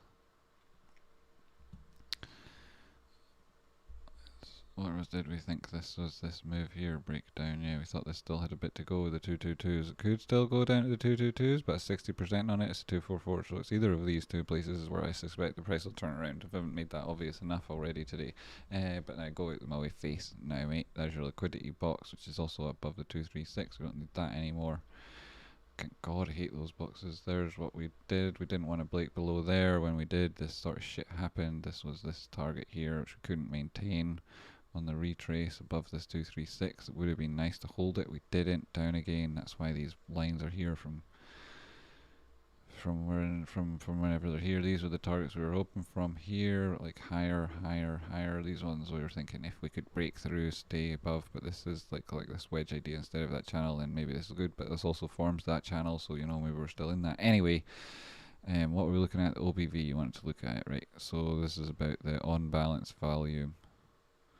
We've looked at the VPVR and we've shown that this area on price action is where all of the volume is, right? This is where when prices have been at any of the levels they've been on screen at the minute.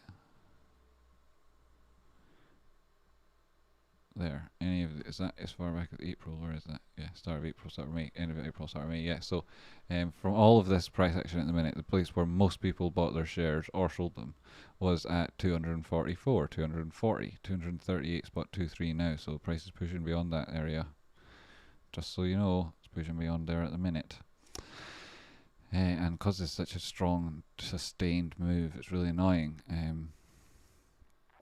Does mean that any change could be quite violent in the opposite direction, but it's drag because I'm like offended on behalf of people that there's people selling this thing. Still in this period here, more or less. You haven't definitively broken below there yet, so we'll see what happens. On balance volume, this is like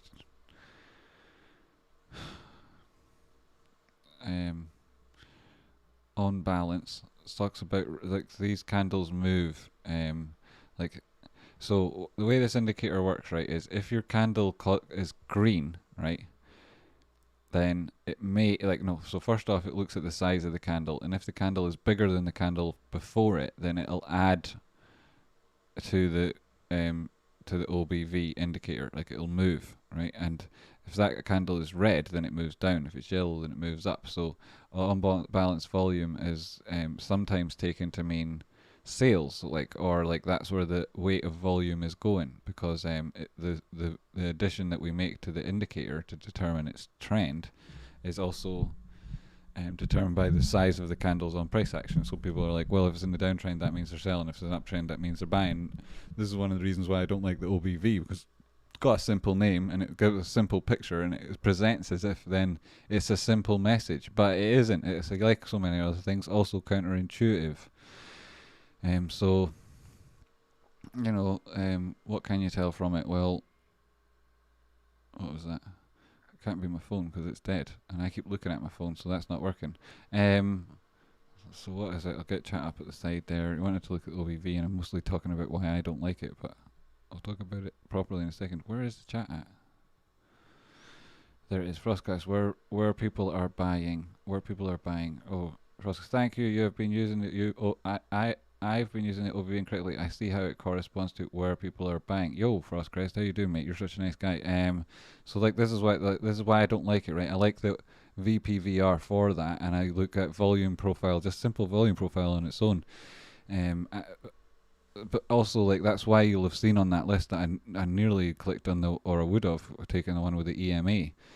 Because the best way you can use this thing, and why do they always add that on the left? It should be on the right. It's like, obvious. Everything else is right. You can just draw a line through it yourself. Well, it's not as good as an EMA.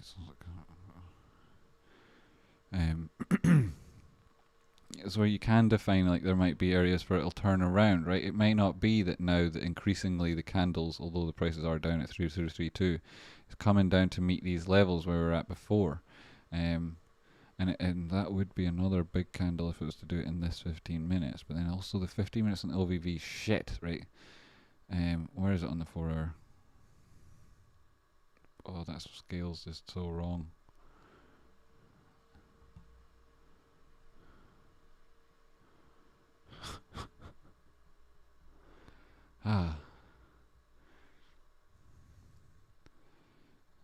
So then it's adding up, right? And this is because we're on the 4 hour, you can see the trend here and the slope on it, right? So like a lot of it's, when you're on the 4 hour and stuff, it's just the slope of this, and it's like usually you take it as a trade confirmation or not, right?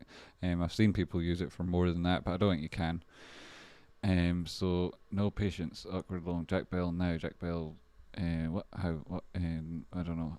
Tomorrow we rocket. ATF short attack 1000%. Yeah, so like this is what happens, right? And we talked about the ETF short attacks earlier. It's like it's just a simple way of isolating your margin when you want to focus on one particular asset, especially when there's short sale restrictions in place. It's like the best way of doing it, right? So if you've got other assets in ETFs that look like they're doing well today, that's completely unnatural, just as much as this is completely unnatural. Coming in for this KOSS, if that turns positive, it's fine. If this OBV continues as it's been doing, like I said before, you could draw a line through it or an EMA or whatever. If there was an EMA through this one, it would be bouncing off it right now, right? If it was like a 9 or a 12 or whatever. So you get that option with this one, actually, just standard out the box. Nah. So, you know, that, and it's coinciding with lots of reasons why you would be buying it anyway, right? 23357. So that's it, folks. If we don't recover, we're looking at 22222. It's not terrible at all. Still all part of the bullish thing, but you really don't want to be going down. You could go down as far as 618. You still be above this period of consolidation that we broke out of. Still be potentially a bullish retest. It's only a 618, although that'd be annoying. Like I say, annoying. It would be more than the measured move that you'd expect to see from this wedge, which truly isn't even really like that. It's more like this. You've already seen most of that. And the 227, did somebody get it there already? That's a fucking bargain. 232, no. So you might not even get there, but you might. And again, you could go as far as 180, and that's like, the bastards are on the fucking. The bastards are doing it. It's like, it's not buying pressure. It's not that people are paper handing out of what they've got. It's like a lack of buying pressure up at these areas, and then paper handed people shit in their pants here, which is essentially what they wanted. The people who were shorting it knew that these people would held here, or would held all the way through here, would going to keep holding. The people that are pushing the price down knew all about these guys, right? They were well introduced to each other. It's the people who bought up here these ones short in it hope to force them out of their trades, and for that to reflect itself on price action, which unfortunately say some people have been forced out of their trades here, some people have. So it's that. This is just like the March 24th crash the day after Q4 earnings. Yeah, isn't that funny, right? It was the day after earnings too, and there's so many of them, these funds that try to fuck things, do it with their with one eye on these events, because there's the event psychology that goes along with it, and like everyone was aware of that. Like you'll have seen a undercurrent of that in Roaring Kitty's tweets yesterday too, like the awareness of that's how these things operate in tandem with those events to try and fuck you. It went from 180 to 120, the next day went back to 180. So this might be why you're expecting it. Filled quantity, 1 share, 23389. Nice. I do like that message. It's so stupid the way they write it. And that. Also, like, been reading into those things more. People sent me, like, somebody said, oh, said this to me the other day and didn't answer very well for the guy. And then I got other messages and I was looking at them, like, and then people were like, well, what about this one with the nibble stuff instead of that? And it's like, yeah, you're getting your shit off the dark market. That's where your shares are getting. Your broker's collecting them from not the exchange, right? You're getting the nibble pricing. Your orders are like, the oversight of your orders is definitely given to the bad guys, right? That's where you can nearly guarantee that. And often they'll be the ones buying or selling your shares, the fuckers. Why was I talking about that? I can't remember. Paper-handed bitches. I'm trying to take the bitches part out of that because, my mum watches sometimes, watches along, and she's all offended, and I don't want to offend her. But like, also, fuck's sake. That's what it is, isn't it? Right? CP3, last time we had a 50% move up the day after earnings dip last quarter. Also, 50% moves are different. Like, difficulty, parabolic moves are different. Like, they tend to have corrections if they look at all parabolic and they don't have the relative strength behind it. They tend to have like 50-60% correction. So, with this move looking like that, you're also saying that that's maybe happened there. Like, even more so than that at this point in time. 236.51.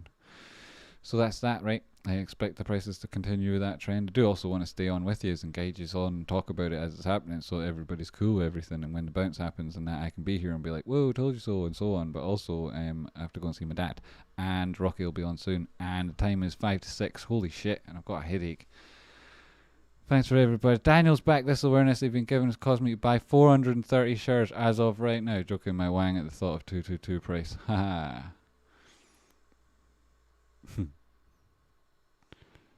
The awareness of where they've caused me to buy, the awareness they've given has caused me to buy. Yes, that's Daniel. Getting more, if you get more at 2222, this, joking my wang at the thought of the 222. Yeah, well, I mean, this is the thing. A lot of people in chat, and I've got a lot of money, and they aren't interested in the downside of things. It's just an opportunity to buy it. Fucking oh, I'm so tired. I can't read simple messages in English. Daniel Assange, an absolute hero here at the channel. Thanks so much for donating again. You're a legend. Everything helps. You might need to give us a list of works and not to say, just so we don't offend your mom. No, she's cool. You guys can say what you like. She's so worried that I'll say bad words, not because she's offended with bad words. She's got quite happily will just say shit, fuck, piss, bollocks, all in one syllable. It's that she doesn't want. She knows that I'm trying to do something I care about here, and she thinks that it could be under attack or undermined by people who would say, look, but he swears all the time. Look at these words he uses. Look at the intensity of them and how frequently he uses them. And they could use that against me. So my mum's like, Jamie, if you don't do those things, then I'll see that you're trying, and she'll worry less. And like, I don't want them people to worry. But the truth is, I couldn't give two fucks. Max, thanks, Jamie. You're welcome. Andy, each one gets smaller and smaller. Look at the weekly. Oh, the push downs, yeah, which is interesting because consider the weekly, exactly. Look at the weekly and look at the logarithmic chart, and you're like, what is there to worry about, right? People who've got big accounts tend to look at things on those sort of charts, and there's like nothing but excitement on those charts. So, sure, people tell you things, but the truth is, it's cool. Take it easy, Jack. Well, take it easy, Jack. Thanks very much. Andy, today is normal, though. Yeah, it's normal, even less than some of the bad days. Each one gets smaller and smaller, as Andy has said up there.